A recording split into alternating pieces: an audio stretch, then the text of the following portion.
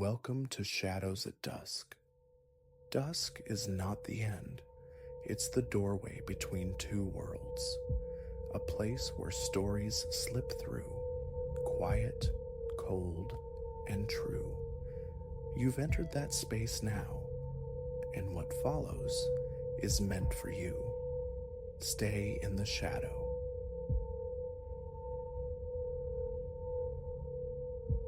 Eleanor, my wife, but slipped away 3 months past.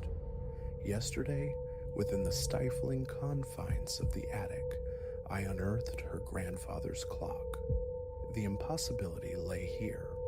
I never placed it among the rafters and dust. For 23 years, that sentinel of time resided beside our living room hearth. Its familiar face greeted me each dawn as I descended for coffee, until yesterday. The first tremor of wrongness arrived with the 6:30 morning light. Sun slanted through the panes as always, yet a dissonance hummed in the living room air. I stood, coffee cup cooling in my hand, transfixed by the void beside the fireplace. A perfect rectangle of unfaded damask wallpaper, a pale ghost marking where the clock had stood sentinel. My coffee met the table. Perhaps it had toppled. I searched behind the sofa. Nothing. The dining room, the study, even the kitchen yielded no sign of the ponderous timepiece. I navigate this house alone now. Only our daughter, Clara, living 2 states distant, holds another key. And this wasn't merely a clock. It was an Ainsworth and Thorne grandfather, vintage 1887, an heirloom passed down Eleanor's line. Mahogany cascaded in dark waves. The pendulum gleamed brass, intricate carvings adorned its hood. A wedding gift from her grandfather, Eleanor had cherished its steady presence. Such a thing doesn't simply vanish. Clara's voice, when I reached her, held the expected blend of concern and distance. Visited the house, have you, recently? No, Dad. Not since the service. Why is something wrong? The clock. Your great-grandfather's clock. It's missing. Missing? How? That piece must weigh 200 pounds. I know, yet it's gone. A break-in? My feet carried me through the silent rooms again, phone pressed to my ear. No shattered glass, no splintered doors. Everything else sits undisturbed precisely as it was. Could you have moved it, Dad, and forgotten? Your sleep hasn't been right since Mom. I did not move it, Clara. I stated, the words flat, certain. One doesn't forget shifting an heirloom like that. Disconnecting, I commenced another sweep, a more meticulous inventory of the familiar, made strange. It was then I saw it. The attic access panel in the upstairs hall ceiling, agape by a hair's breadth. A pull-down ladder lurked behind it. I never venture there. Eleanor used it for stowing Christmas relics, forgotten photographs, untouched since her passing. I tugged the cord. A cascade of dust greeted me. The wooden rungs groaned under my ascent into the viscous heat above. Blades of light pierced the gloom from vents at either end, illuminating dancing motes in the stagnant air. There it stood, against the far wall, flanked by stacked cartons and shrouded furniture, was the clock. Simply there, as if rooted for decades. A tremor ran through my hand as I approached, the floorboards protesting my weight. My fingers brushed the mahogany case, coming away thick with dust. A fresh layer, impossible given it had been downstairs, gleaming only yesterday morning. I eased open the front panel. The pendulum hung inert. The weights were stilled. The hands declared the time to be eternally 3:47. The slender second hand remained frozen. How in God's name did you arrive here? The question escaped my lips, sounding hollow in the oppressive silence. Maneuvering that clock up the narrow attic stairs demanded 2 strong backs, at minimum. I, 61, with a spine that complained daily, could not have managed it alone, not even in some fugue state of grief. Downstairs again, the rational world demanded action. I called the constabulary. Officer Reyes arrived within 20 minutes, young, composed, his notebook ready. I recounted the impossible migration. So nothing else is unaccounted for? He queried, pen poised. Only the clock's relocation. Yes, from the hearthside downstairs to the attic. He performed his own methodical circuit, windows, locks, finding nothing amiss. He ascended to the attic, examined the clock, the surrounding floor. No scuff marks on the floorboards up here, Mr. Vance, he reported upon his return. Dragging something this substantial would leave undeniable traces. Precisely, it's inexplicable. Officer Reyes offered a look I'd begun to recognize, the careful assessment reserved for the potentially unraveling. Mr. Vance, he began gently, you reside here alone now, is that correct? Yes. And you're quite certain you didn't move the clock yourself? Perhaps late one night without full awareness? I am certain. He made a notation. Have you been experiencing significant stress lately? My wife passed 3 months ago, I replied, striving for calm. But I am not inventing this. I understand, sir. Please, call us should anything further seem out of place, or if you discover any definitive signs of intrusion. His departure left me adrift in the quiet house. I sat again in the living room, staring at that unfaded rectangle on the wall.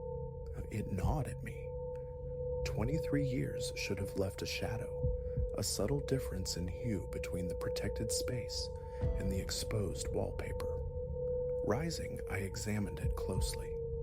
The damask within the rectangle was identical, precisely the same shade as its surroundings. No fading, none. A dull ache began behind my temples. The house felt suddenly wrong. I needed air. A walk through the familiar neighborhood streets did little to dispel the unease. Returning an hour later, drawn by an invisible thread, I climbed directly back to the attic. The clock remained, a silent, dusty sentinel. Opening the panel again, I inspected the mechanism. All appeared normal, merely quiescent. I tried the winding key. It refused to turn, rigidly locked. The remainder of the day dissolved in my home office, attempting to wrestle with a technical manual for industrial cooling systems. Concentration fractured.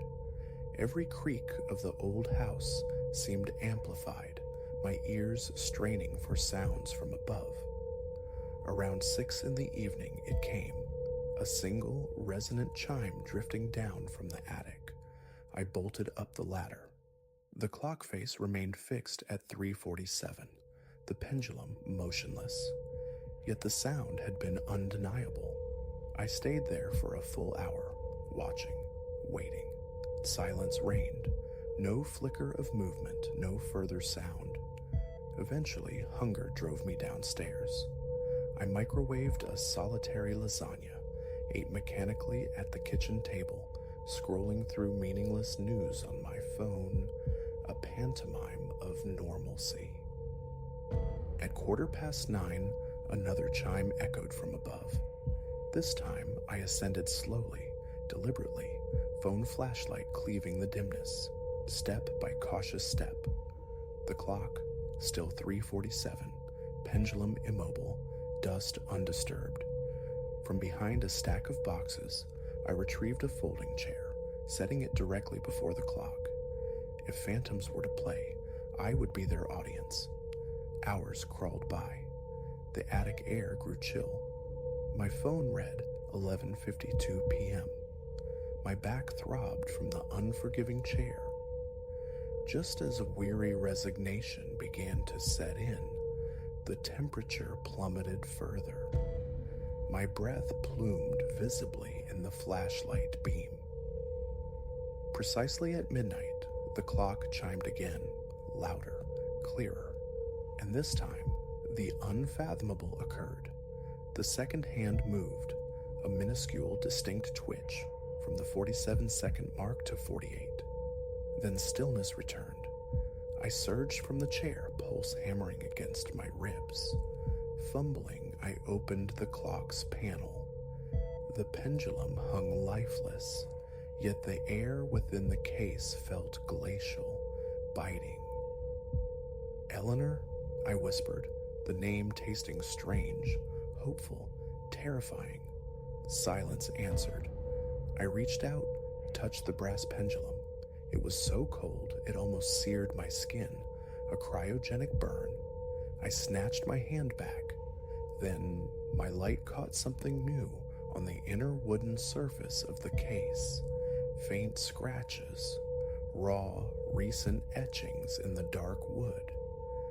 Leaning closer, heart pounding a frantic rhythm, I deciphered the crudely formed letters, H-E-L-P-M-E. My legs turned liquid. I collapsed back into the chair. Those marks hadn't been there moments ago. I was utterly certain. Even as I watched, paralyzed, more scratches materialized, etched by an invisible, desperate hand. N-O-T-D-E-A-D. "Eleanor?" I called again, louder, the sound choked. "Is it truly you?" The cold intensified, becoming painful. Frost spiderwebbed across the clock's glass face. Through the blooming ice, the second hand jittered again, 48 to 49. New words clawed their way into the wood. T-R-A-P-P-E-S-D. "Where? Eleanor, how can I help you?" The scratches appeared faster now, frantic. BLACKWOODASONSBASEMENTWAKEUP. My phone nearly slipped from my trembling grasp. Blackwood and Sons Funeral Home downtown. Eleanor's service. The viewing had been in their basement chapel. You're there? In the funeral home basement? YESCOLDDARKHELP. The second hand ticked to 50. But I don't understand. We buried you. I watched them seal the casket. AKENOTDEADWAKEUP.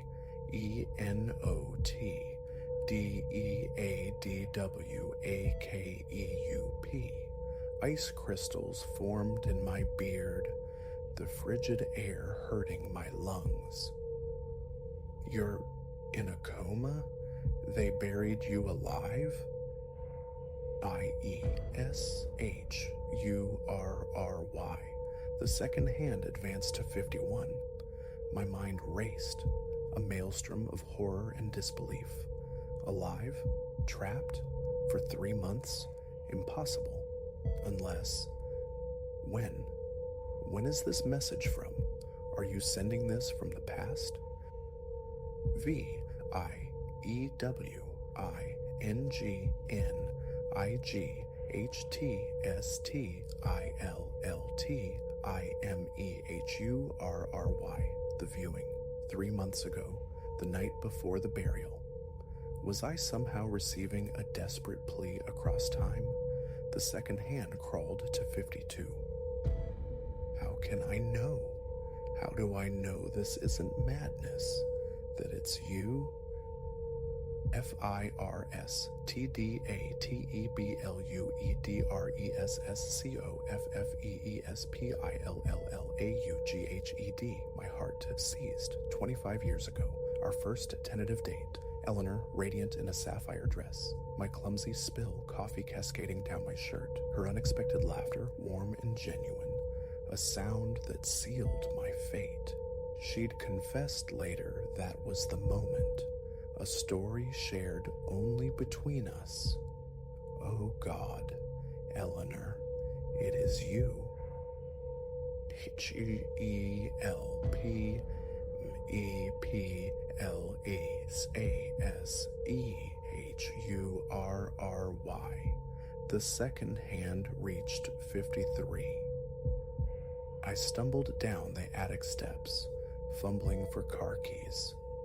Blackwood and Sons was 20 minutes away. If this was real, if time itself had fractured to allow this, I drove like a man possessed, 80 miles per hour through sleeping suburban streets, arriving at the darkened funeral home at 12:27 a.m. Locked doors, impenetrable windows. I hammered on the heavy front entrance. A light flickered within. A stooped night watchman materialized behind the glass. "We're closed," his voice muffled. My wallet was already out, bills pressed against the glass. "Please, my wife. Her viewing is tomorrow. I must check something. An emergency." He studied the cash, then my face, perhaps seeing the raw desperation there. He hesitated, then turned the lock. 10 minutes, he grunted, pocketing the money. I flew down the stairs to the basement chapel. There it sat, Eleanor's closed casket, banked by funereal flowers. The viewing wasn't scheduled until 9 this morning. Tomorrow morning, time had become fluid. "Please," I implored the watchman, turning back to him. "You must open it. I'll give you more." He shook his head firmly.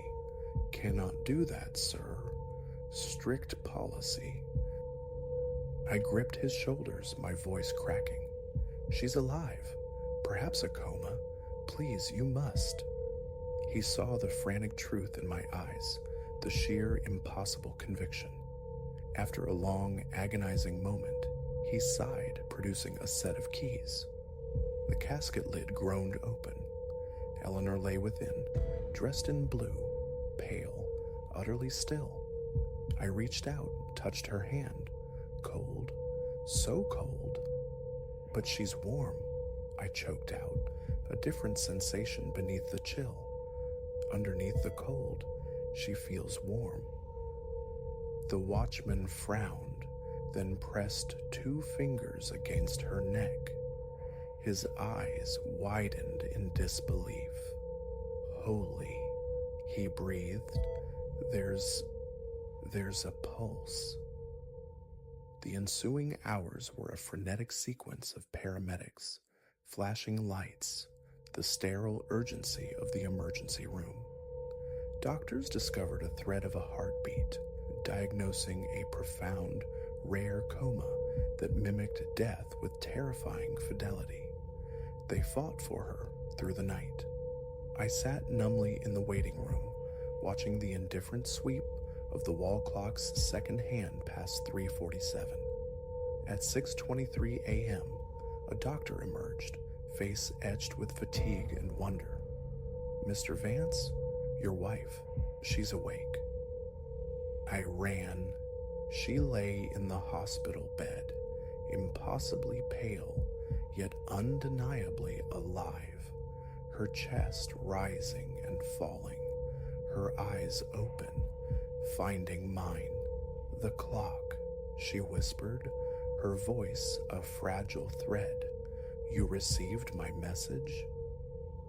I clasped her hand, blessedly warm now. "Yes. But Eleanor, how?" "I could hear everything at the funeral home," she explained, words slow, measured. "Trapped, screaming inside my own mind. Then I saw it, in the corner of the room, grandfather's clock. I focused all I was, all I had left, onto it. Somehow I reached across, found it in our house, had to move it, somewhere you would notice." "The attic." "Yes, it took everything to warn you." I kissed her hand, tears blurring my vision. "You're safe now. You're alive." A faint smile touched her lips. "What time is it?" I checked my phone. It's 6:25 a.m. "Good," she breathed, closing her eyes briefly. "We made it." Made it. The burial had been scheduled for 7. Less than an hour remained before they would have committed her to the earth. I held her hand tighter, watching the sunrise paint the hospital window with strokes of impossible hope. 3 days later, Eleanor came home. The Ainsworth and Thorne stood once more beside the living room hearth, ticking with quiet authority. Neither of us questioned how it descended from the attic. The scratches inside its case had vanished without a trace. Yet sometimes, in the deep quiet of the night, a faint chill still seems to emanate from the polished mahogany. And precisely at 3:47 a.m., the second hand falters, just for an instant, catching its breath between 47 and 48 seconds, as if recalling its extraordinary journey.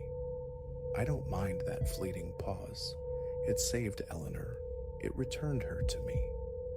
Now, when the clock chimes, I don't merely mark the passage of moments. I think of time bending, yielding just enough for love to tear through the veil. Eleanor's grandfather's clock keeps perfect time, save for that single spectral second each night when it remembers its defiance of death, the night it gifted us back to each other.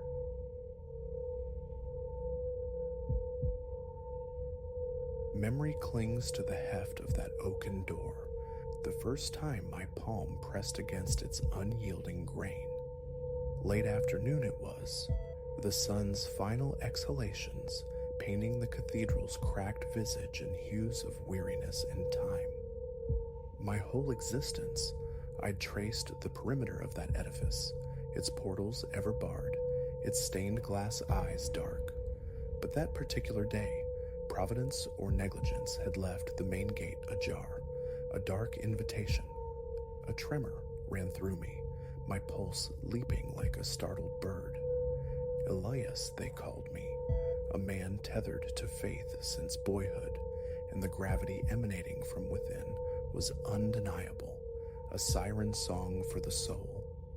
Without conscious thought, my weight leaned into the wood. Groaning hinges fractured the stillness. Questions swarmed my mind, a frantic buzzing beneath the surface calm I tried to project, but my feet carried me onward. The threshold crossed. A sudden chill embraced me, the air stagnant, thick with the breath of forgotten years. Desolation reigned. Dust lay like a shroud upon the pews, some ravaged by rot, leaving skeletal remains. The walls wept plaster, revealing darker wounds beneath. A phantom scent, scorched wax and the ghost of incense, wove through the stillness, prickling my skin with an unnamed apprehension. I pulled the great door closed behind me. The sound ricocheted, a hollow percussion swallowed by the immensity. My breath hitched, shallowing against the cage of my ribs, my heart drumming a nervous rhythm. Once, this space had pulsed with devotion. Now, it felt a crypt where shadows gathered, sentient and watchful in every recess. Hesitant steps forward, careful not to disturb the silence unduly. Yet the scrape of my soles on dislodged floor tiles echoed disproportionately. A pause, and then something else, a susurrus, delicate as moth wings, shaping itself into latinate whispers. My grasp of the old tongue is fragmented, mere echoes from catechism, insufficient to decipher the meaning. It seemed to drift from afar, yet simultaneously coiled unnervingly close. My eyes swept the nave, seeking a source, finding only emptiness. The echo faded swiftly, leaving doubt. Had I heard anything beyond the wind's sigh through unseen cracks? Imagination, I chided myself.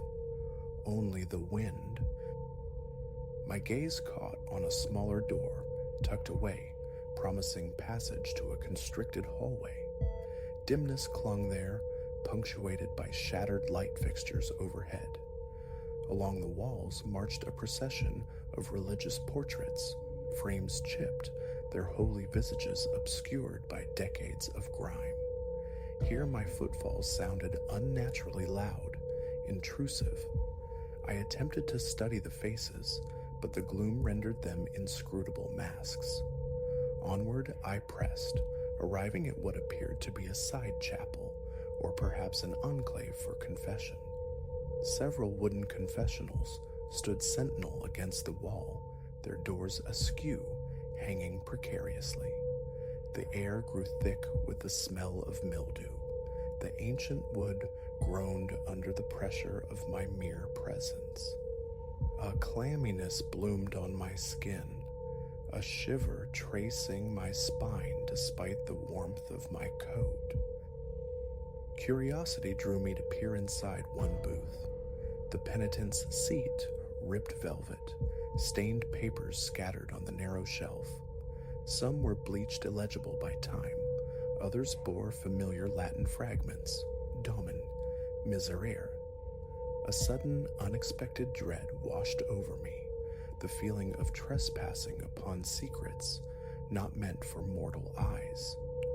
My hand, trembling slightly, reached for a small sheaf of notes tucked behind the fractured kneeler.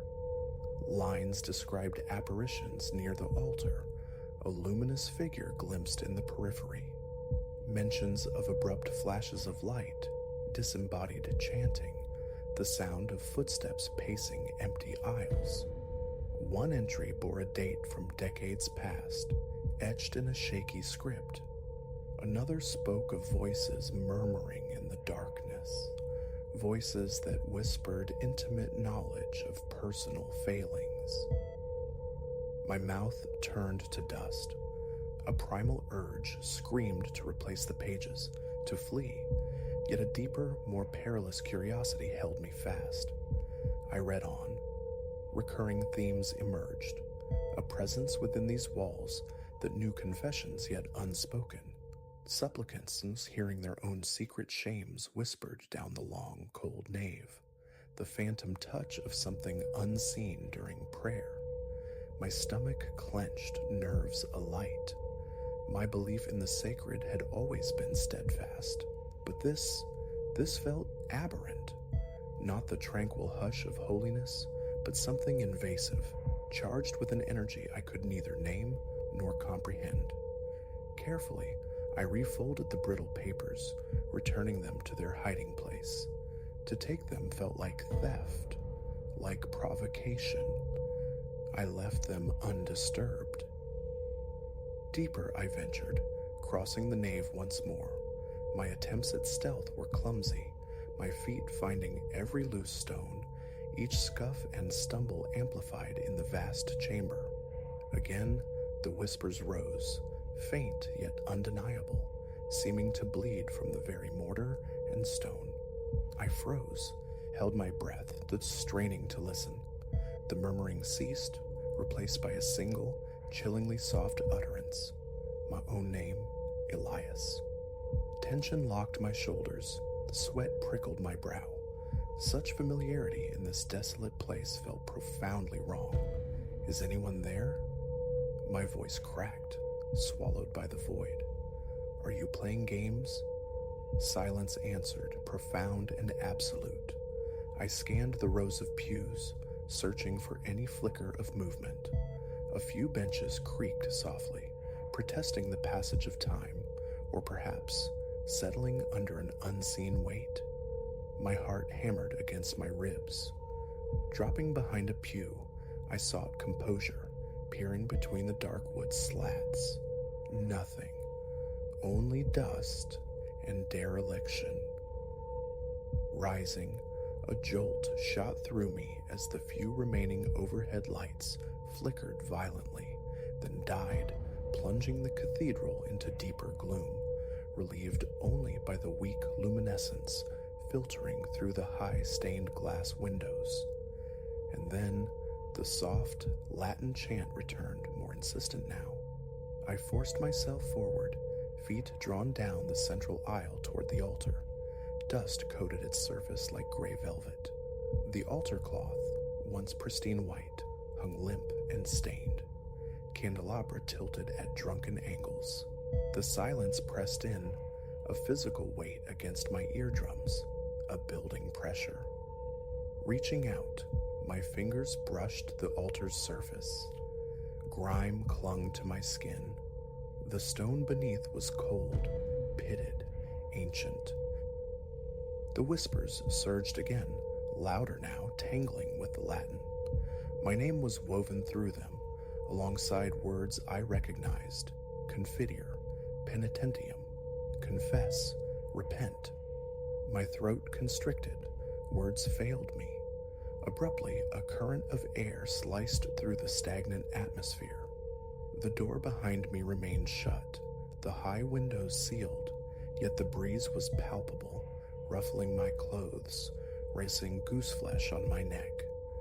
I spun around. Near the rearmost pew, a flicker of light, less than a second's duration, but distinct, a faint, man-shaped luminescence. I stood rooted, paralyzed. The fine hairs on my arms prickled erect. My knees threatened to buckle. My gaze remained fixed on the spot, waiting, but the apparition did not return. A shaky exhale escaped my lips. I hadn't realized I was holding my breath. My mind churned. Flee, one part screamed. Stay, investigate, another compelled. Closing my eyes briefly, I offered a fragmented prayer for clarity, then opened them again. The scene remained unchanged. Decay, neglect, yet saturated with an undeniable heavy presence. I resolved to leave for now, but I knew, with chilling certainty, I would be back. Something here had claimed a piece of my attention, and the need to understand was a hook I couldn't easily dislodge. The ensuing days were haunted. The cathedral seeped into my waking thoughts, disrupting work, overlaying the familiar rituals of my parish church with images of dust-choked pews and shadowed corridors. Sleep offered no refuge. Dreams replayed the whispers, that unsettling glow. I'd wake drenched in cold sweat, heart pounding, convinced I'd heard my name echoing in the confines of my own room. After several such nights, the decision solidified. I had to return. Proof, I told myself, proof that my sanity remained intact. Re-entering the vast stone shell, the chill seemed to have deepened, biting through my layers. Near the entrance, I tried a light switch. Predictably, nothing. My small torch cut a nervous swathe through the darkness, illuminating more broken tiles, elaborate cobwebs like macabre lace, drifts of forgotten bulletins. The desolation felt absolute, yet the sense of being observed was stronger than ever. A faint rustling near the confessional drew me onward, my steps measured, cautious. Within that shadowed alcove, more notes lay scattered. One seemed newer, the ink less faded. It spoke of voices that know my failings, of an unseen insistence demanding my confession. Sweat beaded on my forehead. Initials marked the bottom, smudged beyond recognition. A soft creak sounded directly behind me. I whirled, torch beams slashing across empty floor, bare walls, nothing. Then the whispers returned, insidious, seeming to drift on unseen currents through the aisles. My heart knocked violently. My stomach twisted into a knot. I remained perfectly still, listening. The murmurs coalesced, sharpened. My name, Elias, spoken again. And then they began to speak of regrets I barely acknowledged even to myself, sins buried under years of willful forgetting, youthful transgressions, choices that cast long shadows. My head spun. I felt the blood drain from my face, leaving my skin cold and clammy. "Show yourself," I shouted, the sound startlingly loud, immediately devoured by the echoing silence. My hands trembled, gripping the flashlight until my knuckles ached. Retreating toward the main altar, conviction grew. If any manifestation were to occur, it would be there. The air grew thick, resistant, like wading through water. My breathing hitched, ragged. My pulse thrummed a frantic beat in my ears. Reaching the altar rail, I swept the torchlight around. For a fleeting instant, the glow reappeared, hovering near the tabernacle's tarnished door. My hand shook, the beam dancing erratically, then gone, leaving only dancing dust motes. This time, I forced myself to speak. "I am here," my voice unsteady. "No, I don't understand what you want, but I am here." Addressing the emptiness felt foolish, yet I continued. "Forgive me if I have trespassed or shown disrespect." The unnatural wind rose again, swirling around the altar steps. Below my feet, I thought I heard chanting, muffled, subterranean. My mouth was painfully dry. A voice, impossibly close, whispered Confiteor. "Confess," I nearly dropped the torch. Stumbling backward, words caught in my throat. Images flooded my mind. Every lie, every failure, every moment of doubt laid bare. Pressing a hand to my chest, I felt the frantic hammering within. "I'm sorry," I stammered again, the apology inadequate. Then the chanting subsided. I waited, poised between fear and a strange anticipation. After minutes stretched taut with silence, I turned and fled, hurrying toward the distant promise of the door, feeling utterly drained, profoundly disturbed. Over the following week, drawn by an invisible tether, I returned 4 more times. With each visit, the whispers intensified, grew more insistent. I tried reasoning, questioning, but the voices only demanded deeper, more personal confessions. They named specific events, dredged up memories I had fought to bury, exposed moments of faltering faith, times I had wronged others. The intimacy was violating. My chest constricted with each visit. I left feeling lightheaded, nauseated. Yet the compulsion remained, the desperate need to comprehend the nature of this haunting.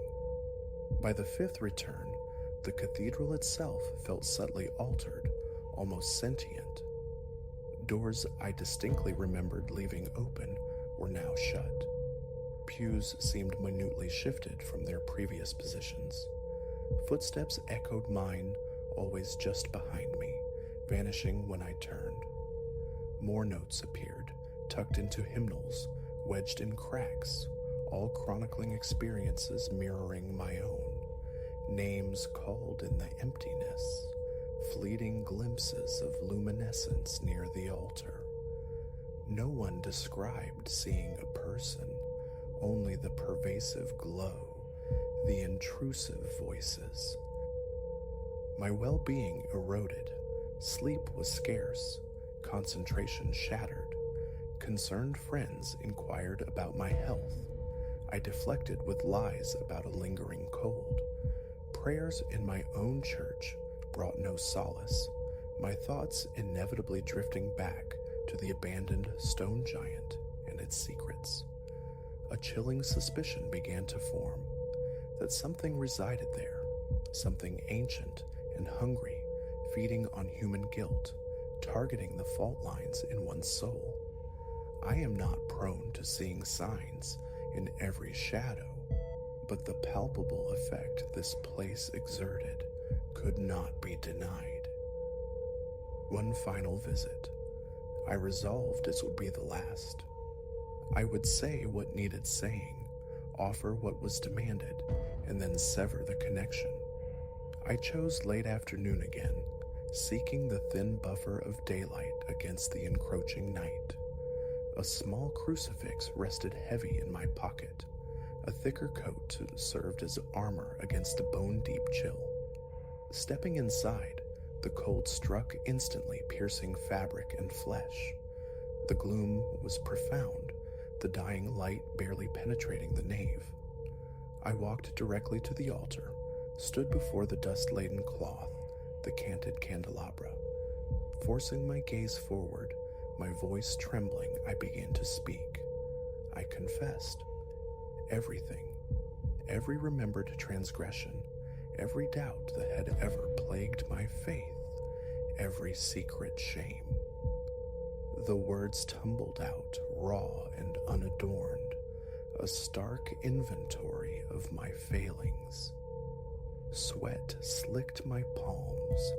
My legs felt unsteady, threatening to collapse. The chanting erupted, louder than ever before, swirling around me like a vortex. My ears rang, my body tensed, braced against an unseen force. The air grew heavy, pressing down on my shoulders. Yet I continued, forcing the admissions past the tightness in my throat. The voices crescendoed, a roar of sound, and then ceased, utterly. The silence that descended was absolute, so profound I could hear the frantic pulse in my own ears. For a heartbeat, the glow materialized directly before me, brighter this time, almost blinding. My eyes stung from refusing to blink. Then it dissolved back into the darkness. I stood there for a minute, perhaps two, breathing heavily, mind reeling. A peculiar sense of release began to bloom in my chest, the slow unfurling of a painfully tight knot. The whispers were gone. I listened intently, hearing only the sound of my own respiration. The air remained cold, but the oppressive weight had lifted, as if the presence, having received its due, had withdrawn. Slowly, deliberately, I walked back toward the great door, resisting the urge to look back. Outside, the late afternoon light felt like a benediction. I pulled the heavy door shut, the thud echoing with finality. Since that day, I have not returned. Sometimes, passing by, I see the cathedral gate locked tight once more. The windows remain dark voids. The building squats in its familiar state of abandonment. Whether others still hear the whispers, still glimpse the phantom light, I cannot say. I know only this. When I ceased resisting the truths harbored within me, the voices relinquished their power. Yet an unease lingers whenever my path takes me near those walls, a feeling of being watched by something cold and patient. My faith endures, but it carries new scars, feels more fragile. The memory of that voice, breathing my name in the darkness, that I suspect will remain with me always.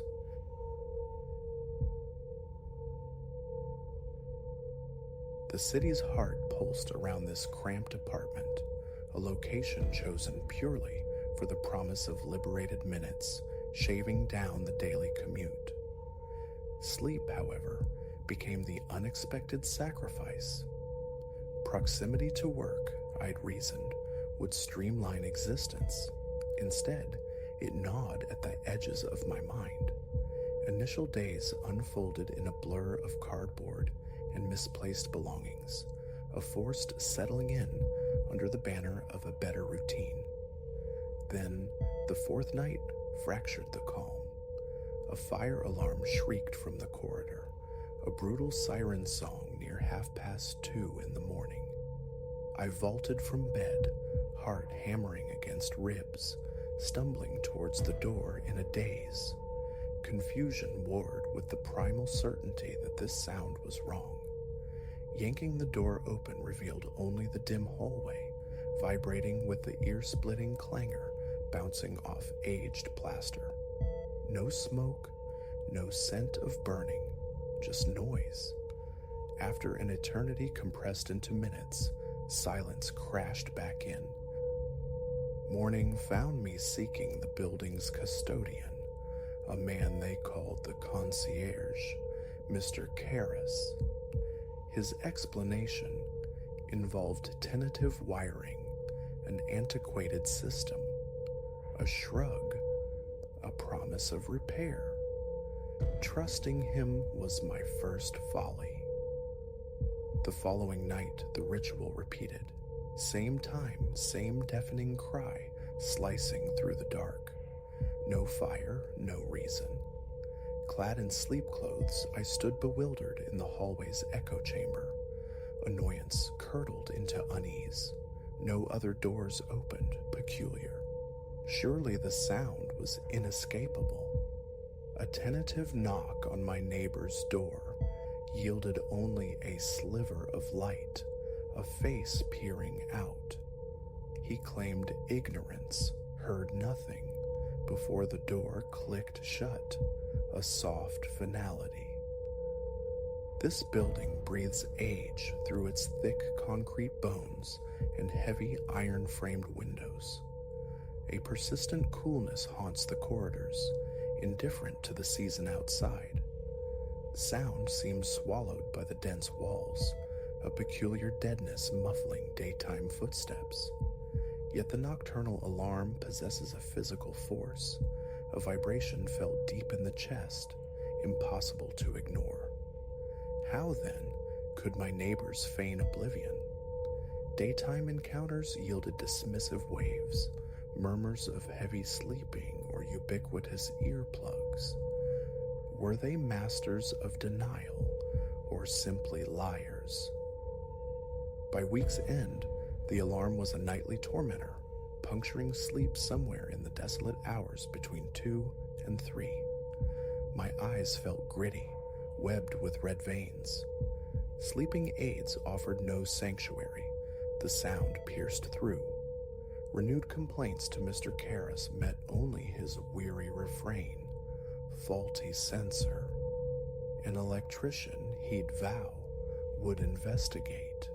The promise remained unfulfilled, The sixth night offered a variation on the theme. The familiar klaxon erupted. I surged from bed, slick with a sweat as born of frustration and a nameless dread. My hand hovered over the doorknob, a sudden reluctance gripping me, a deep-seated fear of what lay beyond. My pulse throbbed, a frantic drumbeat in my ears. I opened the door. A thin, ethereal haze hung near the ceiling, a delicate mist shimmering in the dim overhead lights, which seemed unnaturally muted.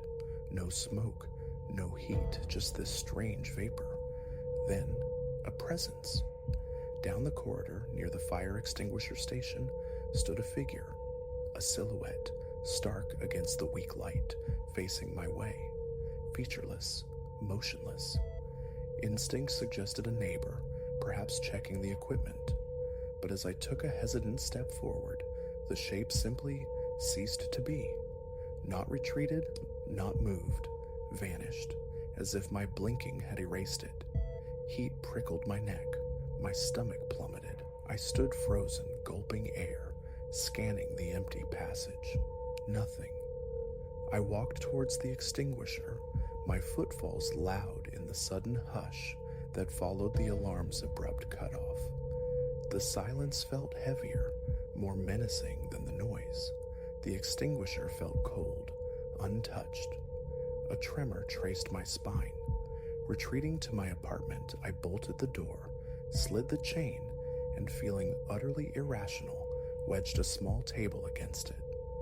Sleep, thereafter, was a fragmented, haunted thing.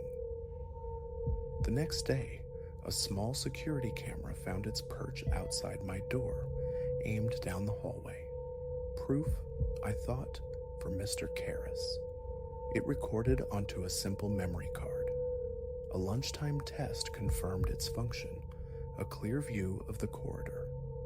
That night, the alarm ripped me from sleep, but disorientation held me captive until morning. Eagerly, I retrieved the card, anticipating evidence. The file for the crucial period was absent, not corrupted, simply gone, erased. A coldness seeped into my skin. I understood the camera's simple, continuous recording. No motion activation, no gaps. Yet the timeline jumped from 1:59 a.m. straight to 3:01 a.m., swallowing the entire event. Armed with this digital ghost, I confronted Karras. He deflected, shaking his head. A defective card, perhaps? The old refrain about wiring resurfaced.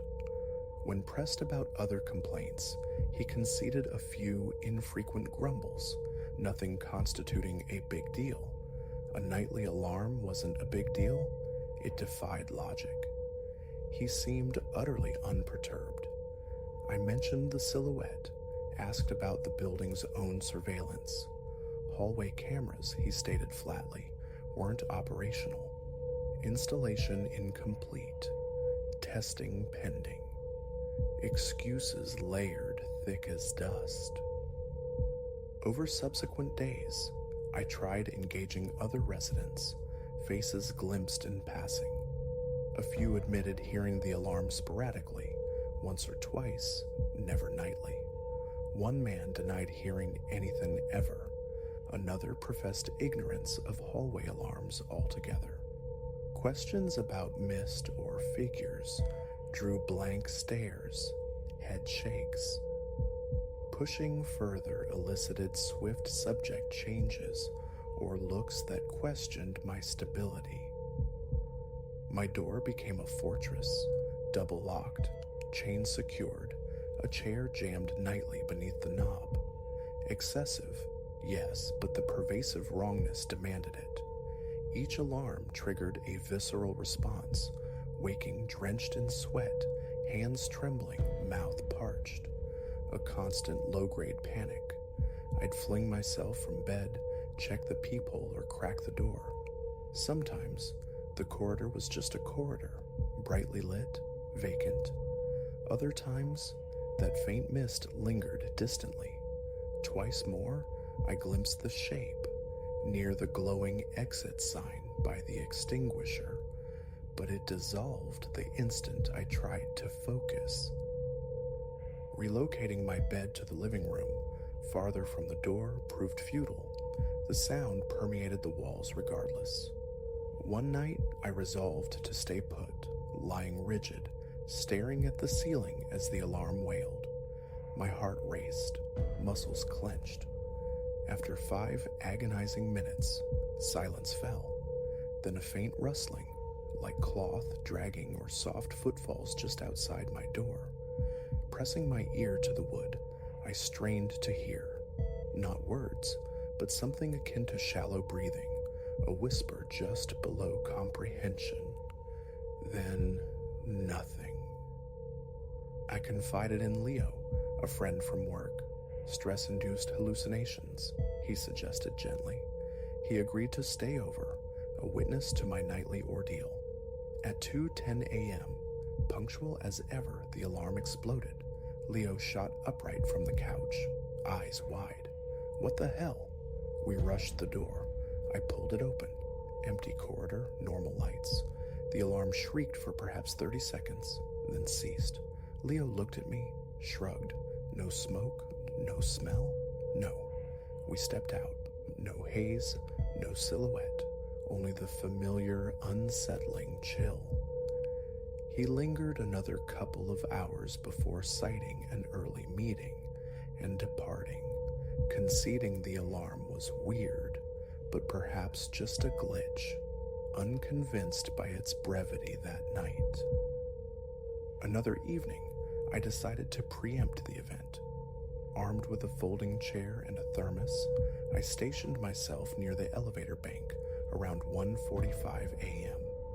The hallway lights hummed, pipes gurgled intermittently within the walls. I waited, hyper-alert, until nearly 3. Silence reigned. Defeated, I returned to my apartment. The moment the door clicked shut behind me, the alarm began. It felt deliberate, malicious. Rushing back out revealed only the shrieking emptiness. It stopped after a minute. The thought, insidious and unwelcome, surfaced. This wasn't mechanical. I suppressed it, fearing the label of paranoia. Approaching Mr. Karras again was useless. He cut me off. Look, the sensor in your corridor was replaced. If you still hear it, maybe it's another floor. Check all floors, I pleaded. He rolled his eyes, offered a hollow promise to look into it. I knew he wouldn't. My phone became a nightly sentry, recording audio near the door. Sometimes, it captured the alarm's piercing cry perfectly. Other times, inexplicably, the audio file showed a clean gap during the precise window of the event. Battery full, storage ample, it made no sense.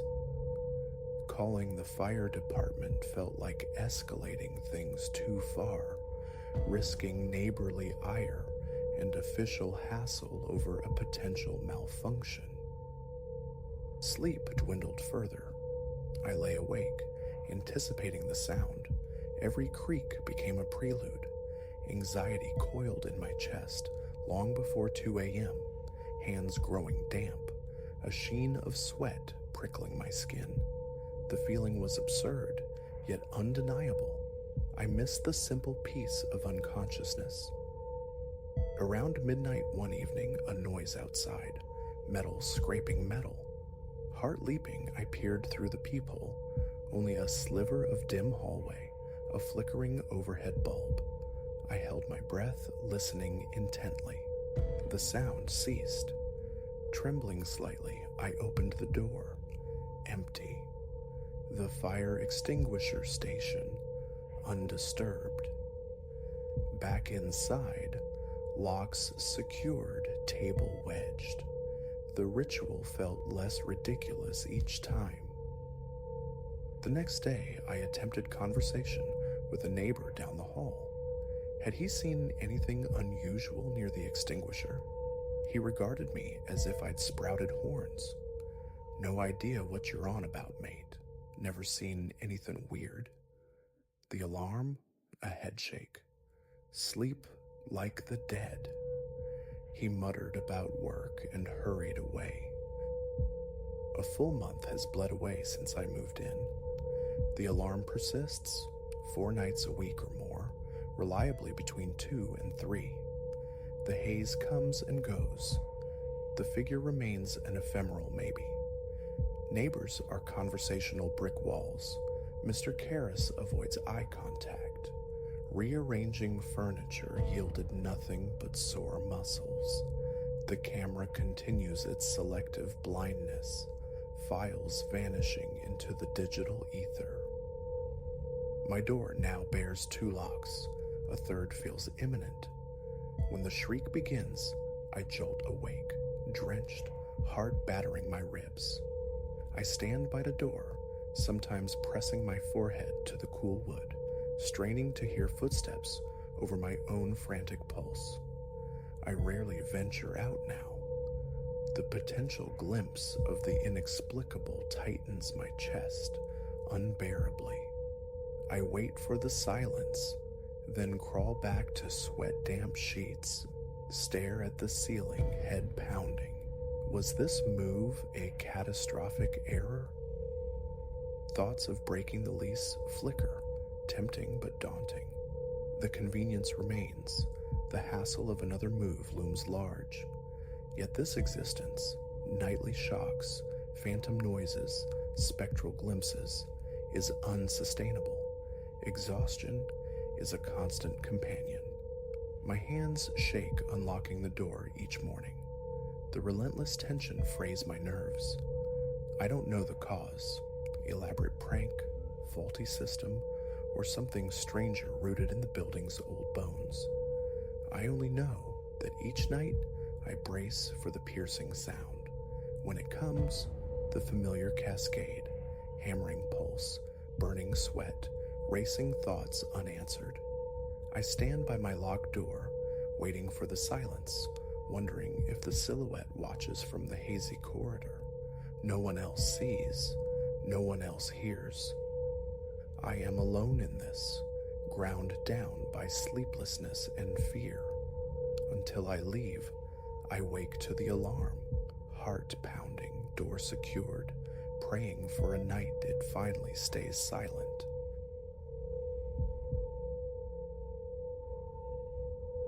Solitude, not strangeness, was the promise I sought in this city of weathered stone and quiet lives. Yet scarcely a week into my tenancy, the night air delivered something unsolicited. A low, melancholic whistle, drawn out like a sigh, emanating from the chasm beneath my window. Bolted upright, I peered into the alley's cleft. A familiar tableau of ancient masonry and a lone, sputtering street lamp haloed by dampness. Nothing stirred. A drunkard, perhaps? A late-night wanderer? So I reasoned until the sound returned, punctual as dread, the following midnight and the one after. It possessed an unnerving deliberateness, devoid of casual air, tightening a knot in my chest. Days at the office became punctuated by the rhythmic tap of my pencil, my mind circling the possibility. Was this phantasm purely my own invention? My existence is unremarkable. Elias Thorne, ledger keeper in a modest accounting firm, nestled in the city's ancient heart. The work offers a sustenance, not stimulation. Home is a cramped flat tucked away on a serpentine lane, largely forsaken after dusk. Here, the opposing walls lean inward, close enough to bridge with outstretched arms. Nightfall swathes the passage in a palpable chill, indifferent to the season, a cold intensified by my apartment's defunct radiator. Multiple blankets serve as my inadequate shield against the encroaching frost. One adapts. Each evening concludes with a trek home around 10 or 11. a journey expedited by threading through a network of narrow capillaries branching off the main thoroughfares. Illumination is sparse, provided by archaic fixtures bolted onto stone facades, half of them extinguished relics.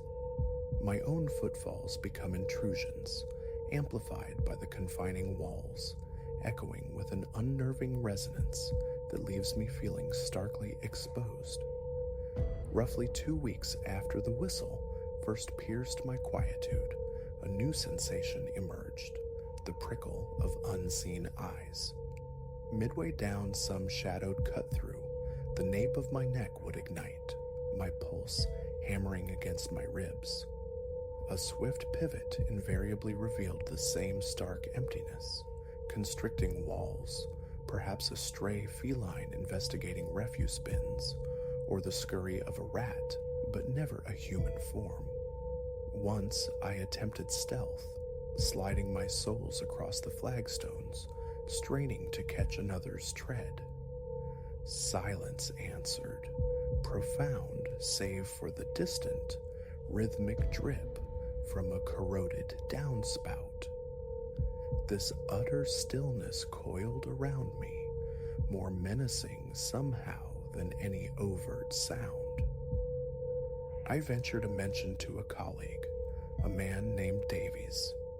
He offered only a shrug, muttering about the city's age, its abundance of peculiar corners, how easily one could conjure specters from shadows. Disliking this burgeoning fear of my own surroundings, I resolved one night to alter my path. Forsaking the deepest alleys, I clung to a broader, marginally better lit street, sacrificing 15 minutes for a perceived sense of security. Yet even there, it found me. The whistle, initially a mere filament of sound on the breeze, grew, insinuating itself into my hearing. Every hair on my body seemed to rise. I halted, listening intently. It persisted, seeming to ricochet off the buildings, paradoxically drawing nearer as I stood motionless.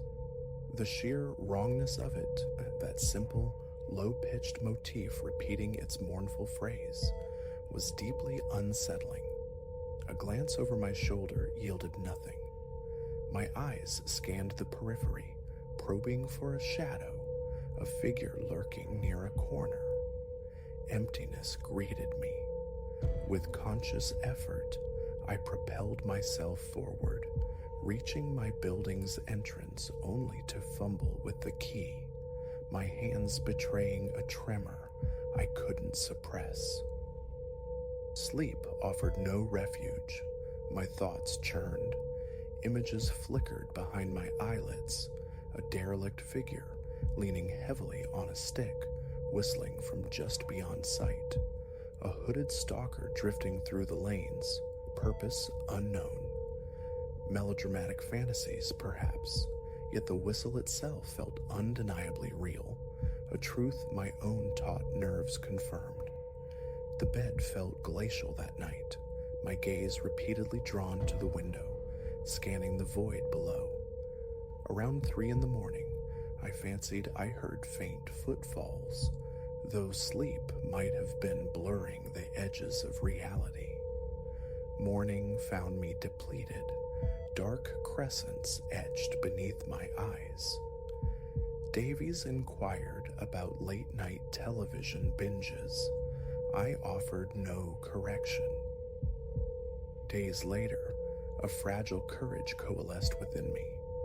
I would intercept the whistler. Departing the office ahead of schedule, I shed the day's grime with a quick shower, donned dark attire, and slipped back into the evening chill.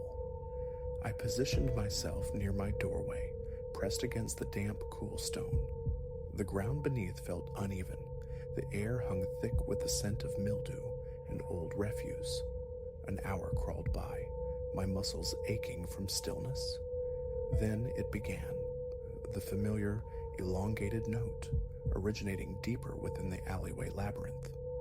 Visibility was nil, but the sound was unmistakable. My stomach clenched, Sweat prickled my brow. Retreat beckoned, a siren call of safety, but I held my ground. This fear was intolerable. I needed to see its source. The melody unfolded, revealing its structure: 4 or 5 notes, a breath of silence, then the cycle renewed. A melancholic air clung to the tones as they reverberated between the close-set walls. I began to advance towards the sound, my sneakers whispering against the cobblestones, my breath consciously steadied against the frantic drumming in my chest. Nothing ahead. I passed beneath a faltering street lamp, its light momentarily flaring before dimming again, casting my own shadow large and distorted beside me, an unsettling companion. Turning a corner, my steps faltered. There, at the alley's terminus, stood a silhouette, indistinct, a mere density against the faint, urban glow filtering from beyond. My feet felt rooted to the spot, jaw tightening. The whistle persisted, clearer now, undeniably emanating from that distant shape. "Hey!" The shout tore from my throat, the echo sharp and immediate. The silhouette registered the sound, a subtle shift in its posture. I surged forward a few paces. Abruptly, the whistling ceased. A scuffling noise reached me, the drag of a shoe on stone. I broke into a run. By the time I reached the spot, it was vacant. Heart hammering, breath ragged, I scanned the surroundings. The alley split into 2 narrower fissures, both swallowed by darkness. I strained my ears for the whistle. Silence. A capricious breeze stirred a loose sheet of paper across the ground. Mechanically, I retrieved it, a tattered, faded flyer for some forgotten local festival. Useless. I remained there for some time, swallowing against the dryness in my throat, before turning back towards my flat, the encounter leaving me adrift in a deeper confusion. That night became a loop, replaying the instant the silhouette materialized. Its height seemed comparable to my own. The dark coat obscured any defining features, yet something in its stance resonated, a stillness that felt less like hiding and more like waiting, a deliberate presentation. Sleep remained elusive. Eventually, I rose, brewed instant coffee, a bitter ritual, and stared down into the alley, as vacant as ever. I secured the window latch, a small futile gesture against the pervasive unease. The following day at the office was a fog of perpetual yawning. My supervisor's reprimand over a bungled spreadsheet stung with humiliation. My focus was shattered, nerves frayed thin, every spare thought snagged by the memory of that insidious whistle. A week bled into the next, marked by the whistle's nightly return. Its proximity varied, sometimes a distant echo, other times seeming to emanate from directly beneath my sill. Each frantic check revealed only emptiness. Frustration mounted, a corrosive acid in my gut. Considering the landlord, the police, felt pointless. What complaint could I lodge? Nocturnal whistling in old alleys? Dismissal seemed certain. I attempted to capture the sound with my phone, but each time the record button was pressed, the whistle would either diminish into ambiguity or cease entirely, leaving me with recordings of ambient city hum and my own ragged breathing. Finally, one Friday evening, I resolved upon a more systematic exploration. Home from work, I swapped shoes for sturdier ones, armed myself with a flashlight, and plunged into the warren of passages behind my building. The night air bit sharply. I jammed my free hand deep into a pocket. The flashlight's beam was a weak probe against the oppressive dark, yet better than nothing.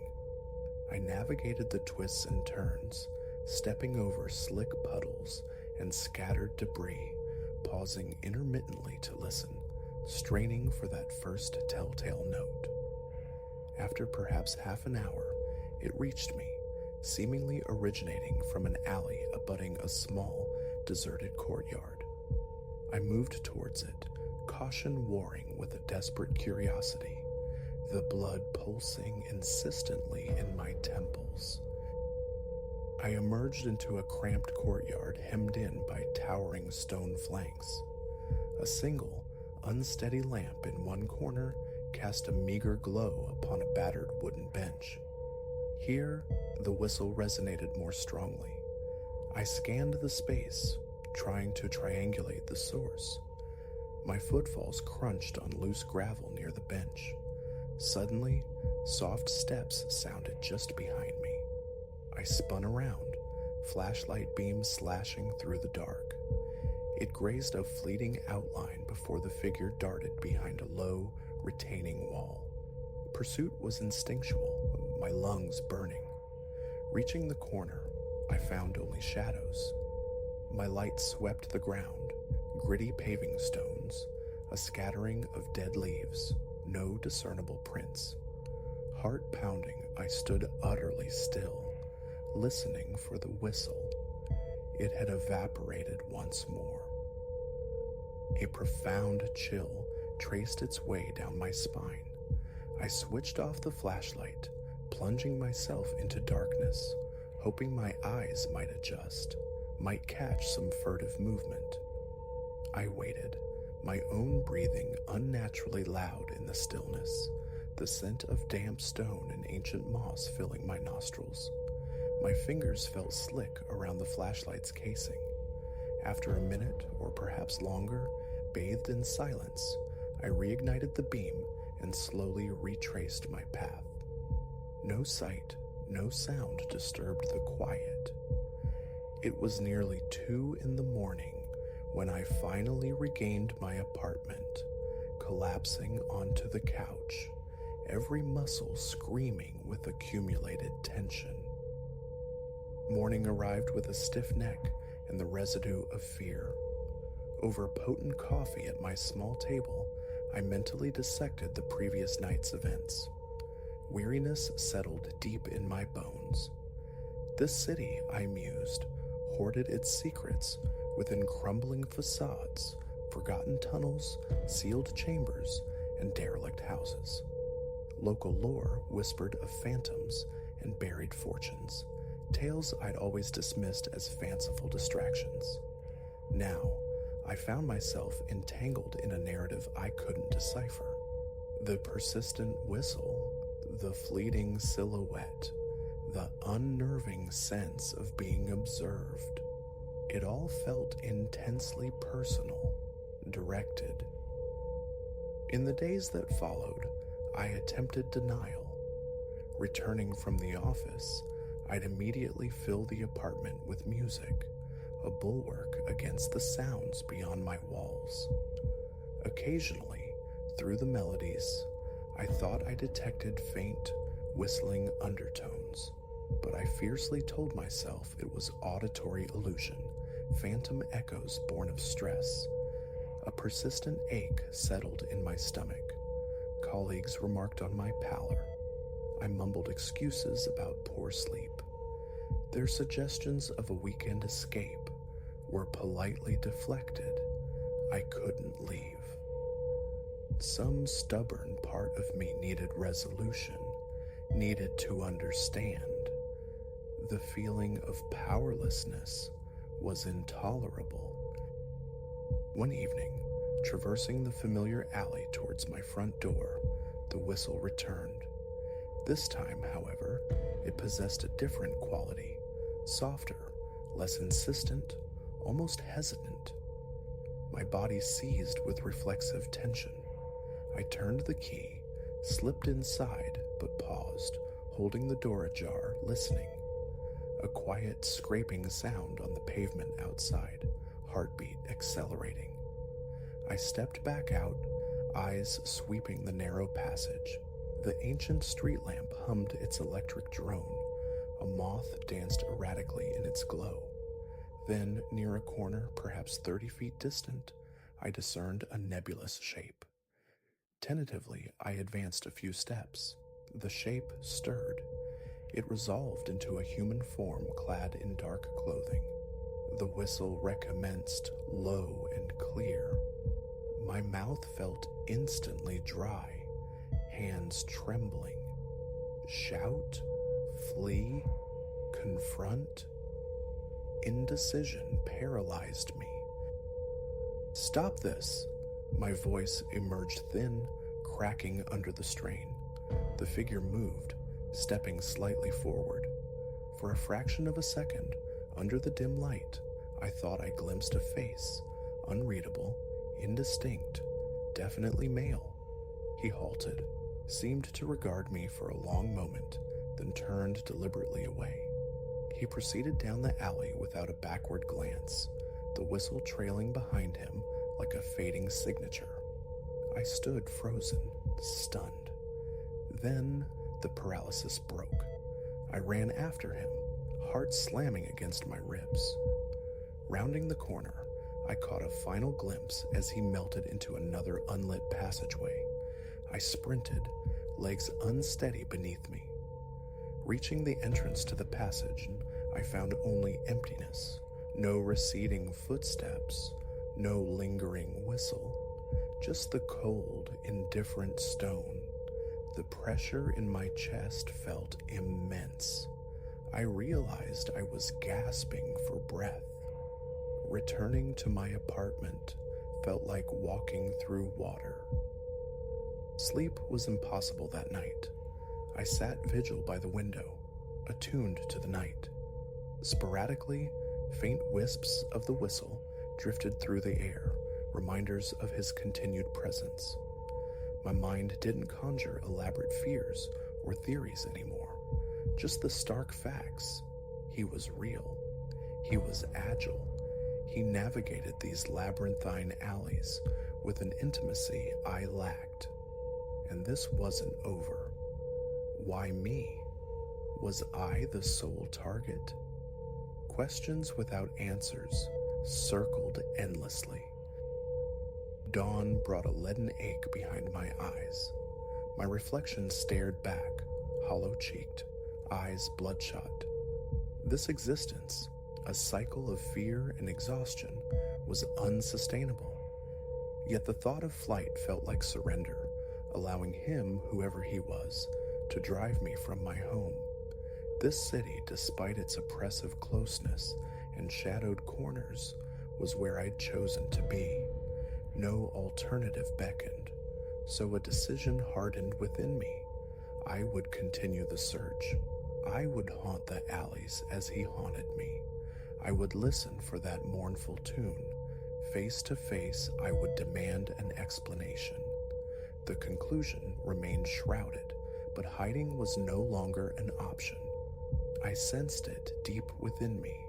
The whistle was more than just a sound.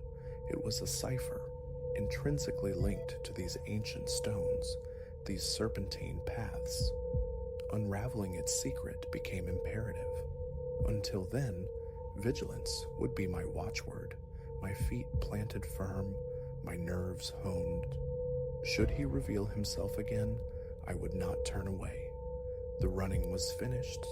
If cornered, I would stand my ground. Enough living in the periphery of this place's shadows. I may be solitary against whatever presence stalks these lanes, but retreat is no longer conceivable.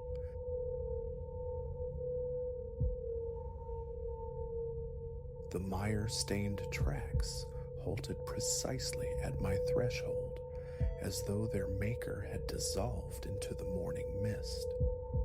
I stood suspended, fingers ghosting the cold brass of the doorknob, my thoughts skittering down shadowed pathways, none leading anywhere comforting.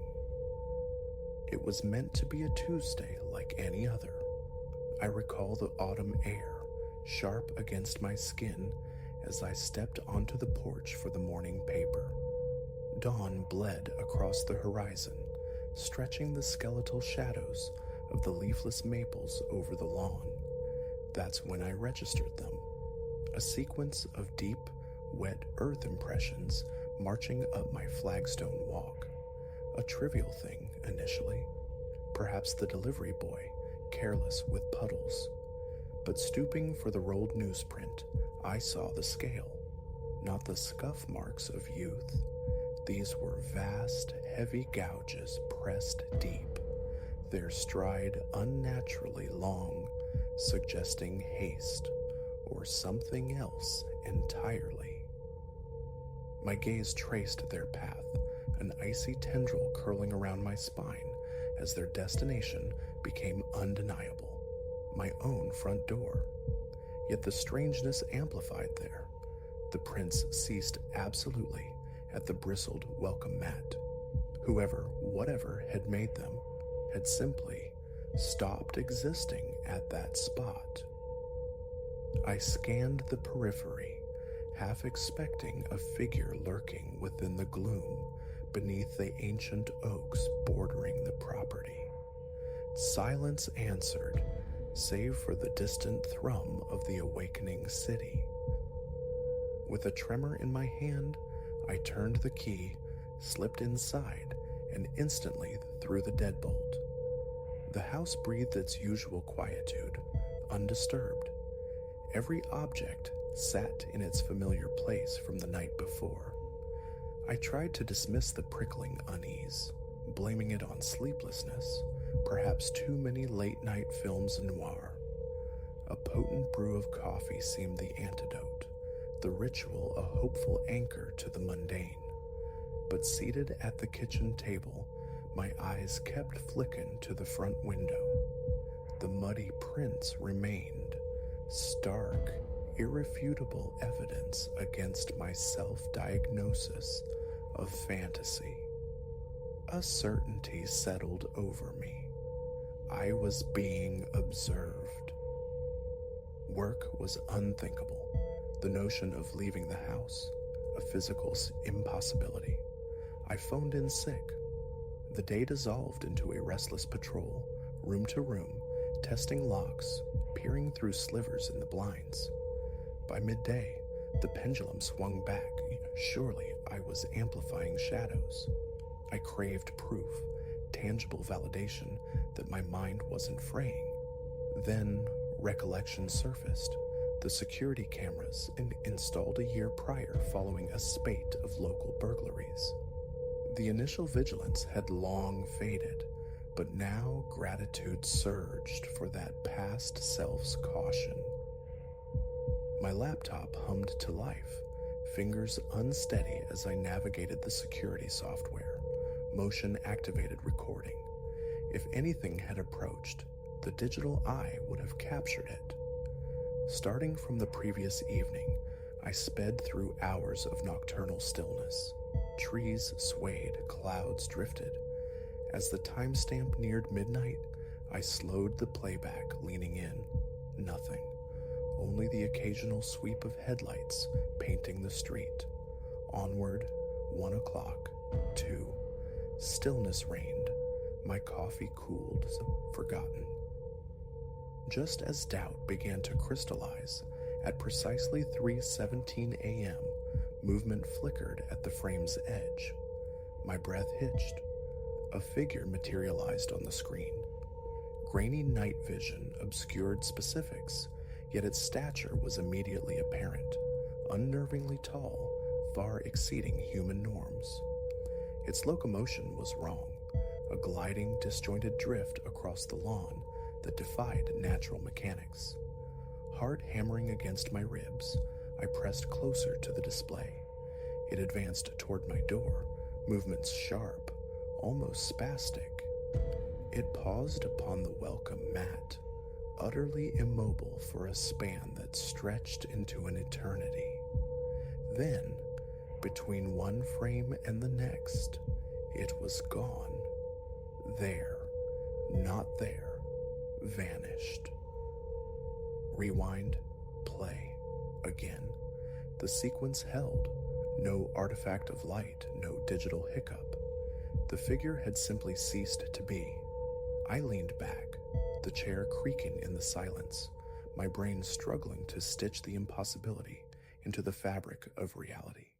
People do not just dissolve, and yet the recording offered its silent, irrefutable testimony. The remainder of the day passed in a fugue state, oscillating between obsessive rewatching of the footage and anxious surveillance from the windows. The muddy impressions outside persisted, anchoring the unreality. As dusk bled into night, anxiety coiled tighter. What if it returned? Locks were rechecked, curtains drawn taut. I braced for a night devoid of sleep, the laptop open, casting a pale glow, the live feed a focal point for my strained eyes. At 3:15 a.m., a sharp intake of breath. There, at the periphery of the camera's vision, a subtle shift. Paralyzed, I watched it coalesce again. The figure, that same unnatural drifting progress across my lawn, vectoring straight for the door, a primal urge to flee, warred with a morbid compulsion to witness. It reached the mat, stopped, seconds dilated, each heartbeat echoing in the tense quiet. Then, a sound froze the marrow in my bones. 3 distinct, sharp raps upon the front door. I jolted, nearly sending the laptop crashing. The knocking sounded again, louder, more insistent. I sat immobile, caught between raw terror and a dreadful curiosity. A voice followed, low and rough, like stone grating on stone. "I know you're in there, Elias. I can see you." My eyes shot to the laptop screen. The figure was no longer visible in the camera's view. How could it see me? Betraying every instinct, screaming for concealment, I found myself rising, moving toward the door. My hand, slick with sweat, reached for the deadbolt. A deep breath, a moment of bracing, and I wrenched the door open. Nothing, only the vast, indifferent quiet of the night, the empty porch, and those damnable muddy prints ending where existence apparently did. I slammed the door, bolting it, my heart threatening to batter its way out of my chest. What was happening? Was this the shape of madness? Sleep became a forgotten country that night, and the next. The muddy prints endured, defying my attempts to scrub them into oblivion, mocking me with their tangible inexplicability. Days bled into weeks, paranoia becoming my constant companion. More cameras sprouted around the house, an electronic thicket guarding every approach. Motion sensors, alarms. My home transformed into a besieged outpost, yet safety remained an illusion. Every night, punctual as a phantom clock, 3 to 17 a.m. brought its visitation. Sometimes it would glide to the door. Other times, it merely stood at the property line, a tall darkness observing. Its face remained elusive, perpetually lost to shadow or the camera's limitations. I shared the footage with skeptical friends, with perplexed police officers, even with a self-proclaimed paranormal consultant. Recognition flickered in their eyes. They saw what I saw, but explanations remained stubbornly absent. Patrols increased, yet the nocturnal visitor remained unseen by official eyes. Weeks warped into months. I eroded, becoming a creature of shadows myself, hollowed by fear and sleeplessness. My universe contracted to the dimensions of my house, my gaze perpetually tethered to the mosaic of security feeds. Then, as abruptly as it commenced, it ceased. One night, 3 to 17 a.m. passed uneventfully, and the next, and the one after. Weeks accumulated into a tentative silence. Hope, a fragile seedling, began to push through the impacted soil of my fear. It seemed my visitor had withdrawn. Slowly, tentatively, I began to stitch my life back together. I stepped outside into sunlight, reconnected with forgotten faces. The muddy prints had long surrendered to weather and time, erased from the walkway. Yet even now, years removed, the echo of those nights persists. Sometimes, startled awake in the deep, pre-dawn stillness, I find myself listening, breath held, for 3 sharp knocks that never come, and occasionally indulging an old, ingrained habit of checking the security logs. I fancy I detected a flicker, an unnaturally tall shadow at the very edge of the frame, gone in an instant, leaving me uncertain, questioning my own senses. In those moments, the chill returns, a reminder that some enigmas refuse resolution, and I wonder, deep in my bones, if my midnight caller is still out there, patient, merely waiting.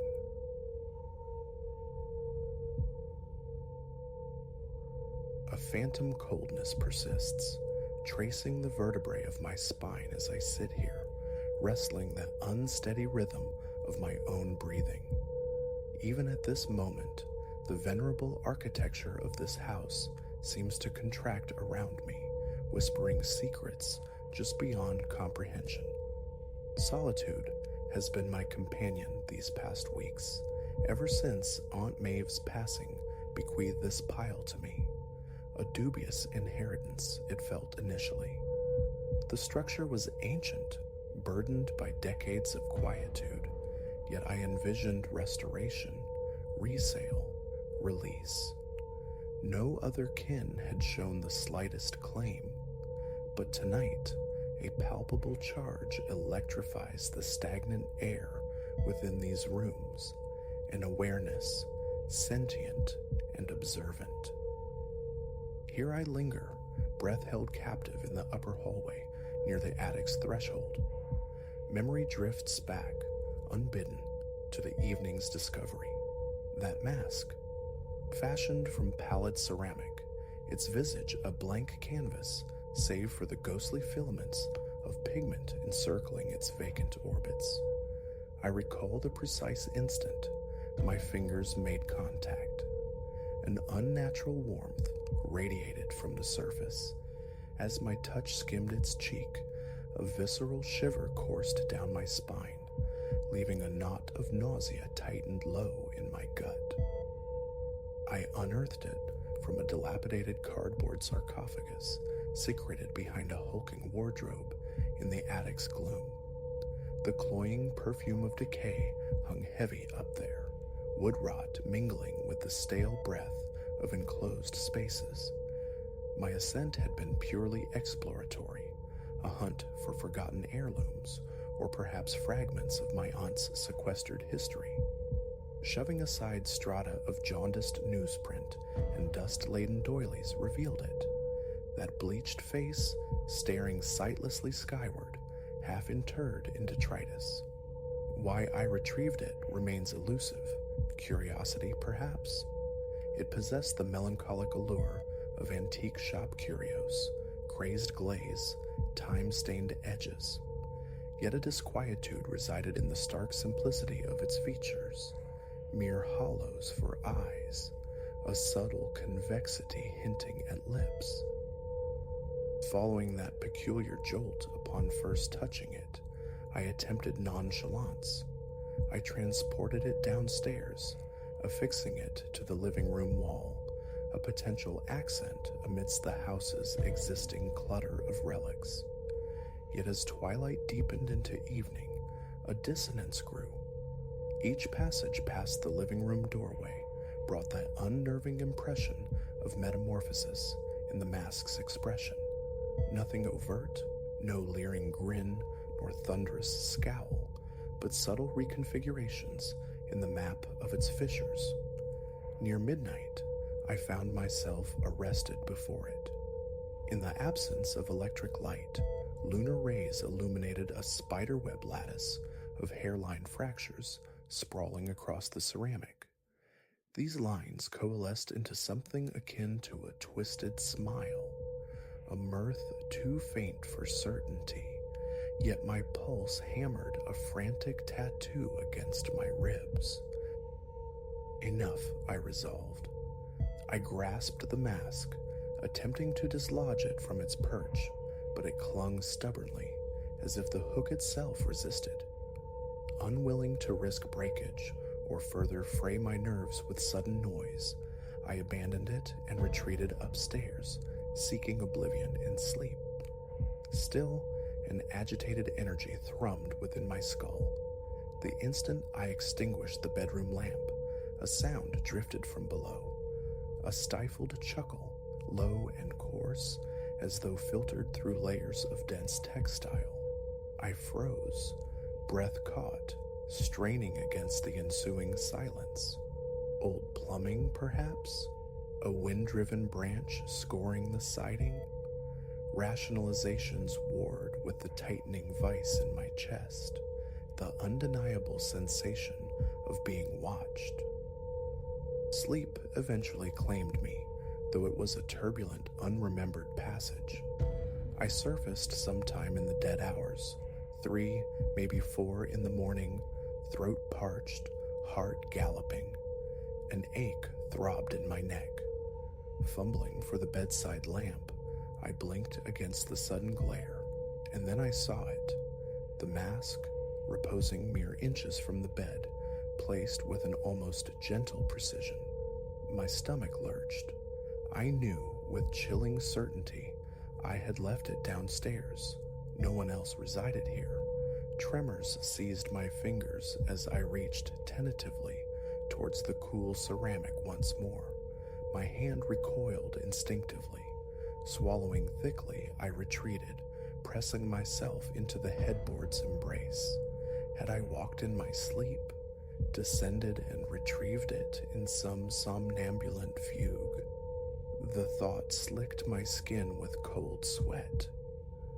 My gaze shot to the bedroom door, still locked from within. I distinctly remembered turning the key. How?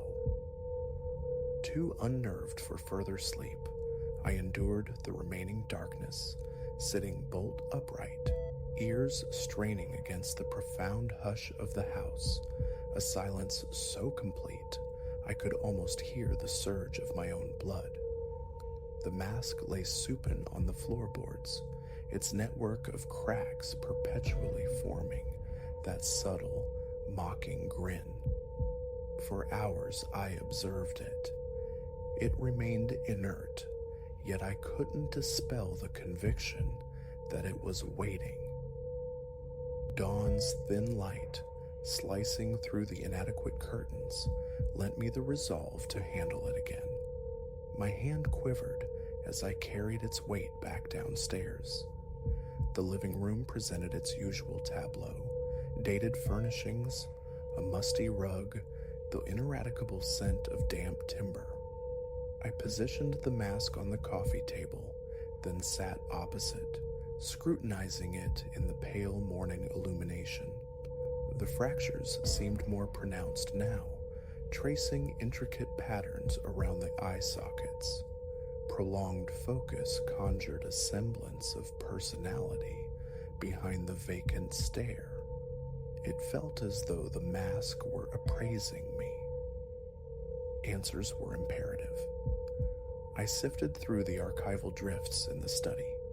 Aunt Maeve's faded correspondence, receipts spanning decades, handwritten notes devoid of any mention of a mask. A clutch of Polaroids emerged from a drawer. My aunt, younger, smiling beside unfamiliar figures in antiquated dress. In the periphery of one snapshot, a shape hung upon a wall, potentially the mask or a close cousin. Another photograph captured a solemn group clustered around a large, ornate wooden chest. Their expressions were grim.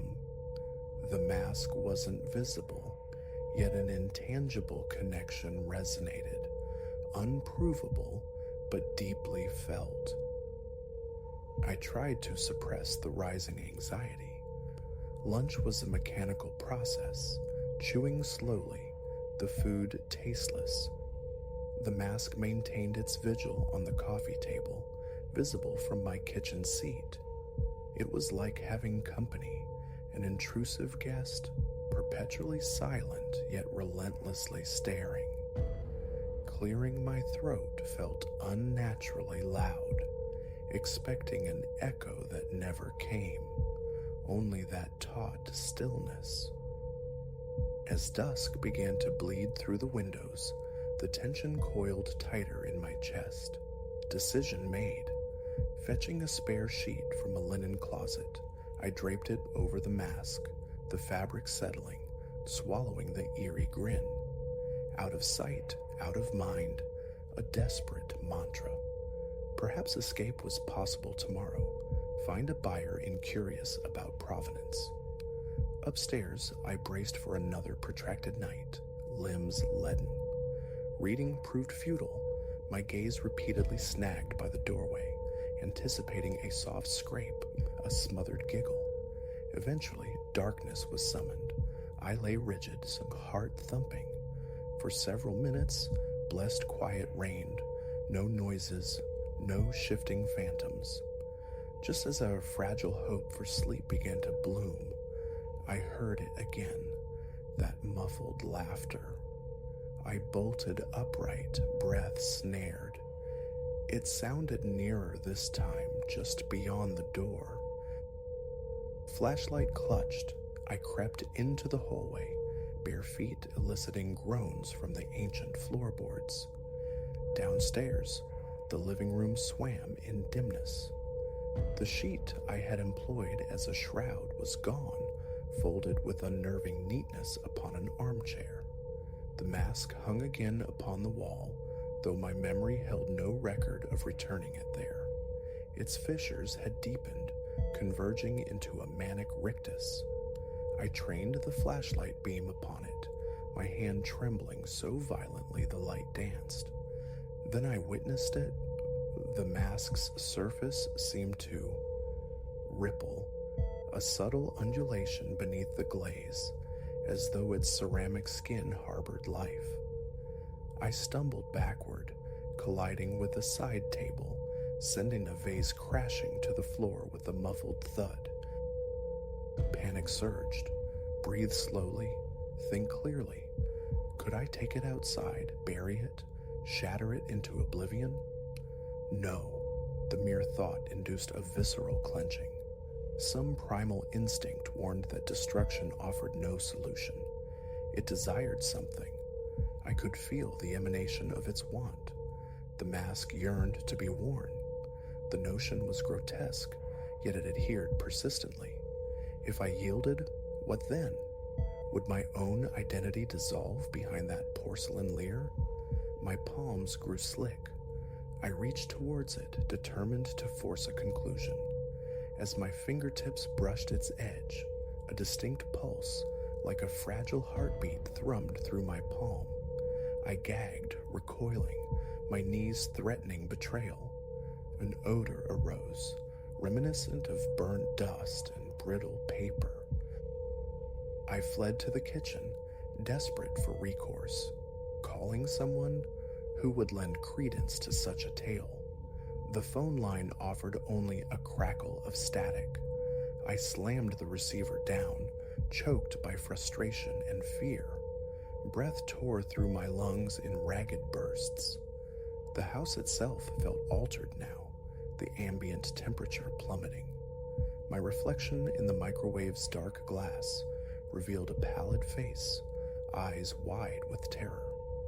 Behind my reflected image, superimposed, I saw the mask peering from the hallway threshold, its grin stretched wider, cracking further.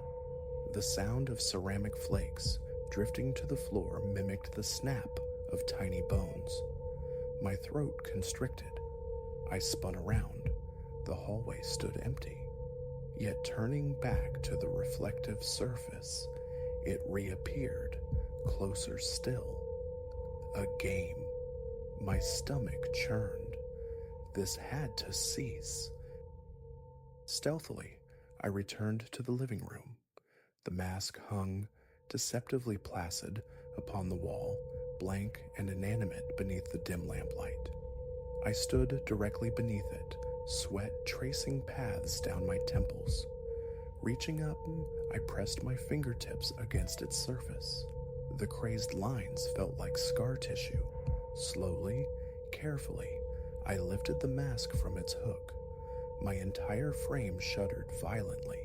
I nearly dropped it. For a fleeting moment, I contemplated donning it, just to see if compliance might bring release, an end to the torment. But the prospect of that cold ceramic settling over my features tightened my chest like a vice. Instead, I rewrapped the mask in the sheet and thrust it into a box. I hauled the container into the hallway closet, slammed the door, and turned the key in the lock. A flimsy bulwark, but I desperately needed respite to think. Back upstairs, I sought calm. My heart refused to steady. My throat felt abraded. Splashing water on my face in the bathroom, I met my own gaze in the mirror.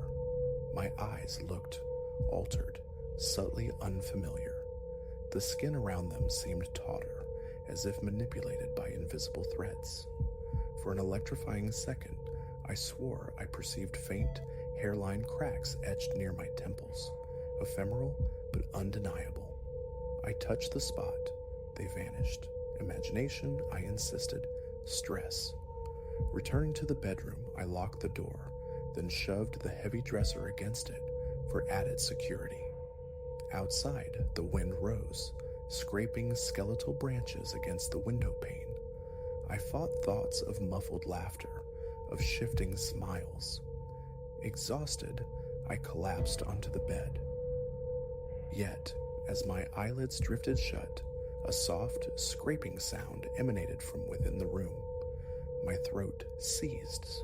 I snapped the lamp on. Nothing. My gaze fell to the floor beside my bed and froze. A minuscule chip of ceramic lay there, a fragment of the mask's glaze, gleaming dully in the artificial light. With trembling fingers, I picked it up. How had this vestige escaped the locked closet?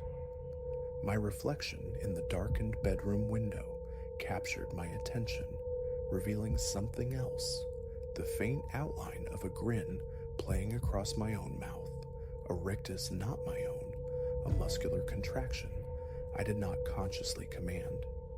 I attempted to force my lips into a neutral line, to frown, but my cheeks twitched, pulled by unseen puppetry. I dropped the ceramic shard. It landed with a soft click upon the aged wood. The full implication remains elusive, yet as I sit here, ensnared within these time-worn rooms, I know the mask's influence is far from over. I feel its presence, even now a silent susurrus, waiting just beyond the door. Tomorrow might bring departure, if courage can be summoned, but presently, as the air grows thick and my heart pounds its frantic rhythm, I sense it pressing closer, drawn inexorably towards the last fragile ramparts of myself. If I falter, if I yield, it will claim me. And should I don that face, I fear I may never glimpse my own again.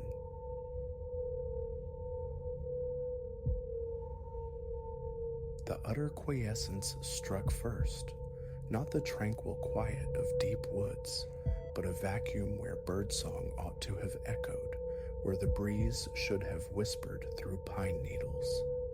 An unnerving hush, profound, as though the forest itself had ceased breathing. Hours I trekked, my boots disrupting the leafy detritus, a rhythmic crunch now strangely absorbed by the stillness. waiting. The woods felt like they were waiting. My device remained stubbornly inert, no signal bars, a ghost on the screen. The GPS had surrendered an hour prior, abandoning me to instinct, a flimsy compass pointing vaguely toward salvation. Sunlight, now slanted and weak, bled through the canopy, stretching shadows into skeletal fingers that clawed across the path. A fool's errand, pushing onward when the trail vanished. Stubbornness warred with a morbid curiosity, a combination I sensed with chilling certainty I'd come to lament. Then, a spark against the deepening gloom, a flicker glimpsed between gnarled trunks. Hope, sharp and sudden, surged. A ranger's outpost? A lost campsite? My pace accelerated, limbs pushing through grasping undergrowth towards that fragile beacon. What materialized halted me utterly. Huddled within a natural clearing lay a cluster of haphazard structures, crooked and time-worn, their windows aglow with a deceptively warm luminescence. Wisps of smoke curled from leaning chimneys. A low susurrus of voices drifted on the cooling air. Relief, potent and immediate, washed through me. People, some semblance of civilization. Surely they could guide me back, offer direction to the artery of the main road. I stepped forth into the clearing, raising a hand in tentative greeting. The response was instantaneous, unnerving. Voices sheared off mid-syllable. Curtains twitched, revealing fleeting glimpses of faces peering out. A door groaned open on protesting hinges. A man emerged onto a sagging porch, his face a landscape of weathered lines, brow furrowed in chary appraisal. "Good evening," I ventured, modulating my tone to sound innocuous, unthreatening. "Apologies for the intrusion. I seem to have lost my bearings on the paths. I hoped you might point me towards the nearest road." He offered no immediate reply. His eyes, shadowed and penetrating, conducted a slow inventory, head to foot. When words finally came, they rasped, thick with disuse. "No paved ways reach this deep, wanderer. This is Hemlock Hollow. We don't often entertain callers." A tremor traced my spine, unrelated to the evening's chill. The way he uttered "callers" coated the word with something unpleasant. "My apologies. Truly, I didn't intend to trespass," I managed, striving for a steady voice.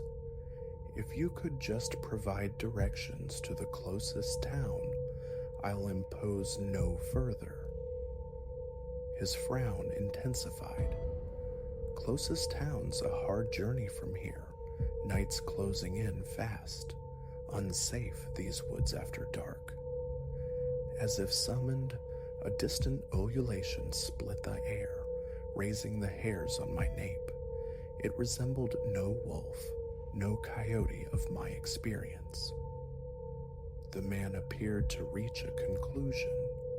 "Suppose you'd best come inside. Settle you come morning."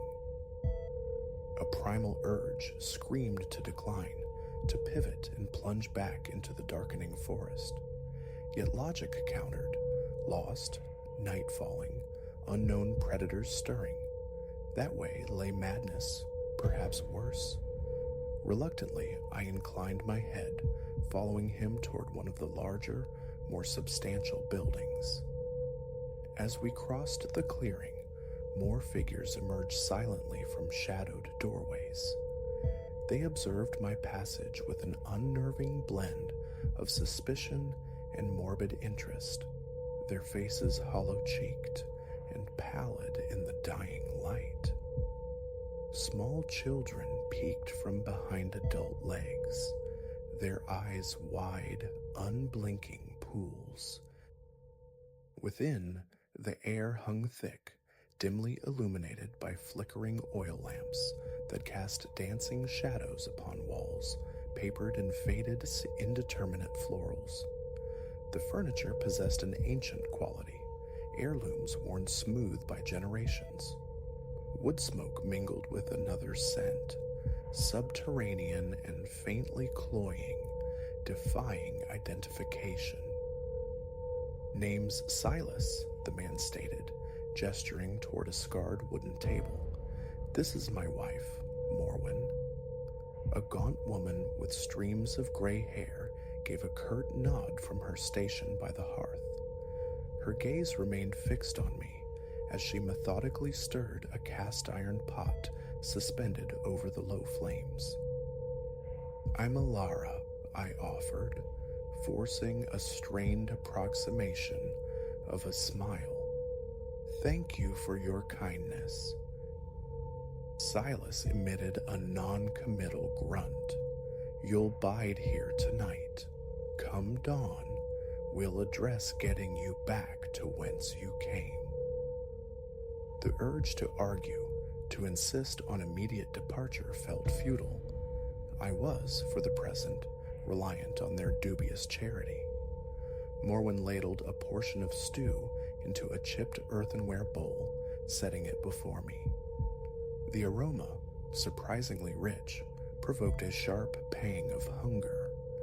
I hadn't eaten since morning's light. I sampled a cautious spoonful. The flavor was intense, deeply gamey. "What sort of meat is this?"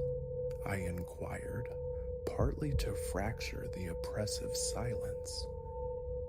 "Best not trouble yourself with queries you've no appetite for the answers to," Silas retorted, his tone effectively sealing the topic. As I ate, a profound sense of wrongness solidified within me. The unblinking scrutiny of Silas and Morwen, the preternatural quietude outside, that strange, pervasive odor, it all coalesced into an inescapable dissonance that prickled my skin. Later, Morwen indicated a small, Spartan room upstairs. The mattress was uneven, the blankets bore a musty scent, yet exhaustion overrode fastidiousness. I lay down, fully clothed, seeking oblivion.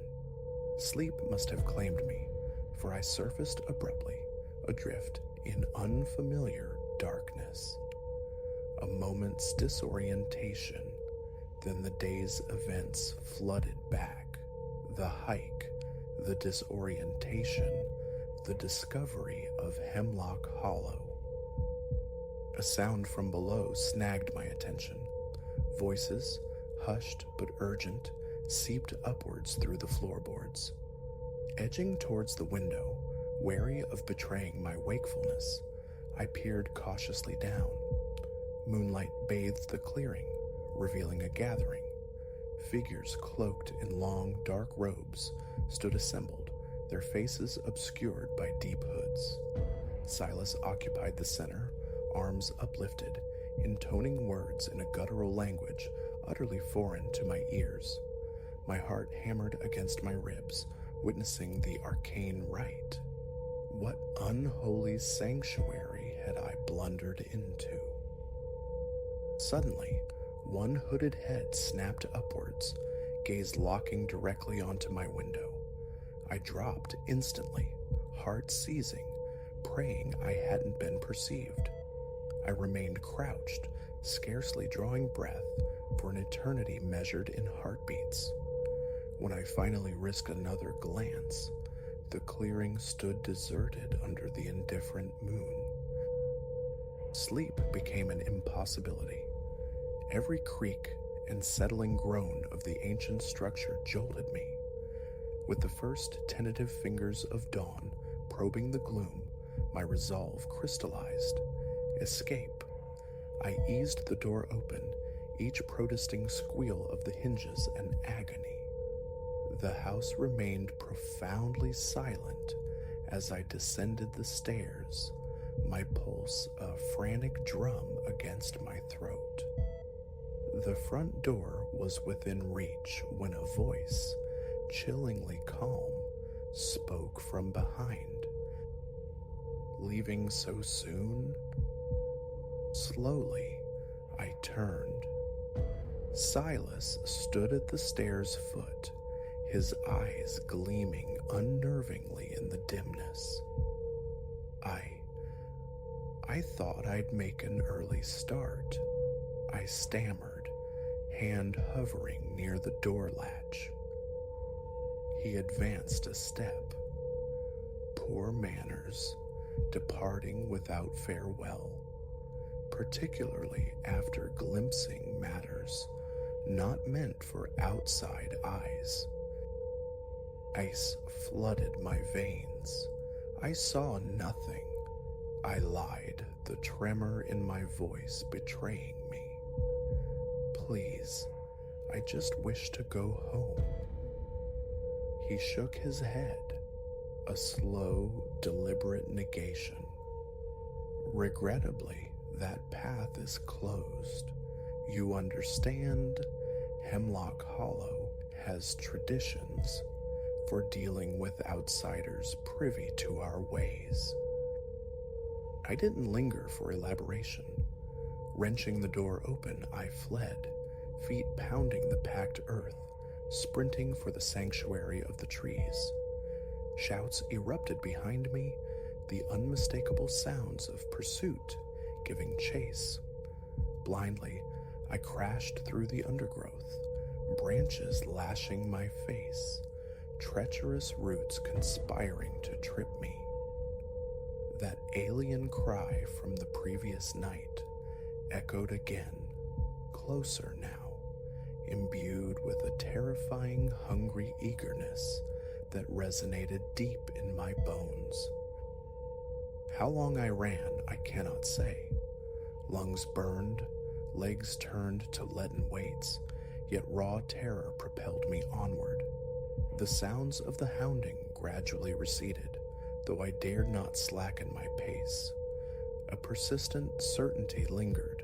Something still followed, something that didn't rely on mere foot speed to claim its quarry. Just as strength utterly failed, I burst from the tree line onto the unexpected solidity of asphalt. A vehicle approached. I waved my arms with frantic abandon, heedless of my disheveled, panicked appearance. The car braked sharply, an elderly couple inside regarding me with startled concern. "Are you quite all right, dear?" the woman inquired, her gaze taking in my wild state. I cast a final, hunted look back towards the woods.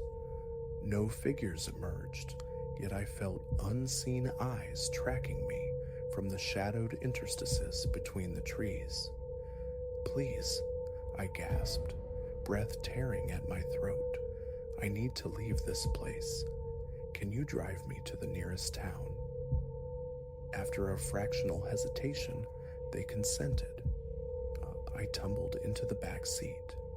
As the car pulled away, my gaze remained fixed on the receding forest edge, half expecting to see robed figures step silently into view. But only trees remained, and the deep shadows guarding whatever secrets lay nestled within. I never filed a report about Hemlock Hollow. The tale felt too improbable, too steeped in nightmare. Yet sometimes, in the deepest hours of the night, that strange, howling cry resurfaces in dreams. I awaken drenched in cold sweat, profoundly grateful for the mundane symphony of the city. But the knowledge remains, stark and chilling. Somewhere out there, far from any marked road, Hemlock Hollow endures, and I can only pray no other lost soul ever unwittingly discovers its hidden paths.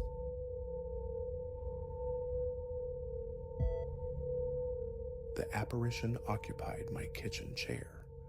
Midnight was breathing down the neck of the day, and the shift had wrung me out, leaving a residue of fatigue so profound it felt like grit beneath my eyelids. I'd stumbled in, vision swimming, craving nothing more than sustenance and oblivion. Yet there he sat, at my table, nursing a mug of coffee with the casual entitlement of someone who belonged. Havenwood Creek, Ohio. A pinprick on the map where lives ran parallel, rarely intersecting beyond nods and necessary transactions. My rented house, a 2-year companion, whispered its secrets through groaning floorboards and rattling pipes. I knew its nocturnal symphony, and I knew with unshakable certainty the deadbolt had slid home hours ago. His presence, therefore, was a physical shock, a plunge into frigid water. I remained frozen in the threshold, my mind stuttering, refusing to reconcile sight with reality. He glanced up, his awareness of me dawning slowly, deliberately. Older, perhaps late 40s, silver threading his beard. His attire, simple shirt, jeans, offered no clues. But his eyes, holding mine with a calm, penetrating steadiness, coiled something unpleasant in my gut. Who in God's name are you? The question tore from my throat, ragged, betraying the steel I'd intended. He sipped his coffee, gaze unbroken. Evening, he murmured, the greeting mundane, surreal. My feet shuffled forward, eyes darting to the counter, homing in on the knife block nestled just beyond reach. How did you get into my house? A negligible shrug. That unnerving gaze pinned me. Does the method alter the fact? My heart hammered against my ribs. Sweat prickled along my spine. It alters everything. This is my space. You don't belong here. He placed the mug down with quiet precision, lacing his fingers together on the tabletop. Doesn't it belong to you? The cryptic question unsettled me further. My hands clenched into useless fists. What now? Listen, I don't know what game this is, but you need to leave, right now. A smile touched his lips, faint and unsettling, devoid of warmth. I'm afraid I can't do that. His placid refusal sent a tremor through me. I measured him, gauged the distance. He wasn't imposing, yet he seemed rooted, immovable. Another tentative step toward the counter, my fingers twitching, yearning for the imagined weight of steel. He saw it. That won't be necessary, he advised, his tone still unnervingly level. My hand froze above the drawer. What is it you want? He tilted his head, a thoughtful gesture, simply to observe. The words hung nonsensical. Observe me? Why? We've never met. He leaned back, folding his arms across his chest. Haven't we? I swallowed against a rising tide of panic. His illogic was a wall I couldn't scale, his presence an undeniable weight. Trapped. I could only stand, pulse frantic, awaiting his next move. Finally, desperation lent me voice. Leave, or I call the police. One eyebrow arched, a flicker of amusement in his eyes. Please do. That confidence, that certainty. It was as if he operated under different rules. Trembling fingers retrieved my phone, clumsily dialing the emergency number. But when my gaze flickered back up, the chair stood empty. The coffee mug remained, a solitary witness on the table. I blinked, vision clearing, the space where he'd sat vibrating with absence. No sound of departure, no creak of a floorboard, no click of the lock. Vanished. I lowered the phone, the dial tone buzzing unheard. Exhaustion? Hallucination? But the mug was undeniably real, its contents still emitting a faint warmth against my hesitant touch. Sleep was an impossibility that night. Cocooned on the sofa, every light blazing against the encroaching darkness, phone clutched like a talisman, I waited. For what? I wasn't sure. A creak, a shadow, his return. Silence answered. The adrenaline eventually ebbed, leaving behind a jittery, bone-weary depletion. By morning, denial offered a fragile shield. A transient, perhaps, slipped out unnoticed during my panic. An overreaction born of stress. He wouldn't be back. He was. The following night, the same late hour, the same soul-crushing fatigue, and there he sat. Same chair, same unnerving composure radiating from him like cold. You returned, he stated, as if confirming an appointment. I halted, the floor seeming to tilt beneath me. What do you want from me? The words were barely audible. That strange, humorless smile reappeared. Conversation. About? He indicated the chair opposite his. Sit. My feet felt leaden. Every nerve screamed flight, escape, sanctuary. Yet he simply waited, patient, radiating an unnerving certainty that I would comply. With immense reluctance, I crossed the small space and lowered myself onto the edge of the seat, muscles coiled, ready to spring. He leaned forward, elbows on the worn wood, drawing me into his orbit. Do you recognize me now? A hard shake of my head. No, I don't want to. Just go. He disregarded the plea. Search deeper, he urged softly. You know this face. My mind frantically sifted through years of faces, encounters, fleeting glances. Nothing resonated, so it's just an ordinary man, unremarkable enough to be invisible, yet a disquieting flicker of familiarity, elusive as smoke. I don't know you, I repeated, the whisper thin as thread. He sighed, a sound tinged with something akin to disappointment. You will. Ice traced its way down my spine. What is that supposed to mean? He offered no answer. Instead, his hand dipped into a pocket, emerging with a small, brittle photograph. He slid it across the table. His eyes held mine. My gaze dropped. My breath hitched. It was me, impossibly young, 5, maybe 6 years old, squinting into the sun outside a house I couldn't place. Beside me stood a man, arm draped protectively around my small shoulders, smiling down. His face, however, was a frustrating blur, obscured by damage or the passage of relentless time. How did you get this? I stammered, the room seeming to contract. He leaned back again, his expression a mask. It has always been mine. I stared at him, the photograph a burning brand in my trembling hand. Who are you? Silence was his only reply. He rose, fluid and unhurried, and moved toward the door. Paralyzed by shock and a primal fear, I could only watch. He paused at the threshold, casting one last look back at me. Soon, he promised quietly. Then the night reclaimed him. I remained seated, the silence deafening, staring at the door he'd closed so softly behind him. The photograph lay on the table, irrefutable proof. The ensuing days dissolved into a fog of anxiety.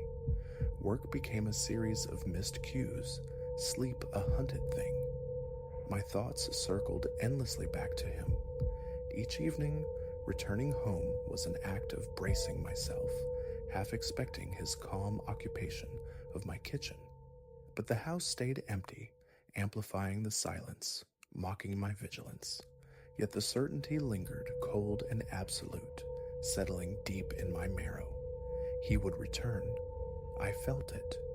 And each time my eyes fell upon the faded image of the girl and the blurred man, the dread resurfaced, sharp and insistent. He was out there, waiting. His promise echoed in the quiet corners of my home. Soon.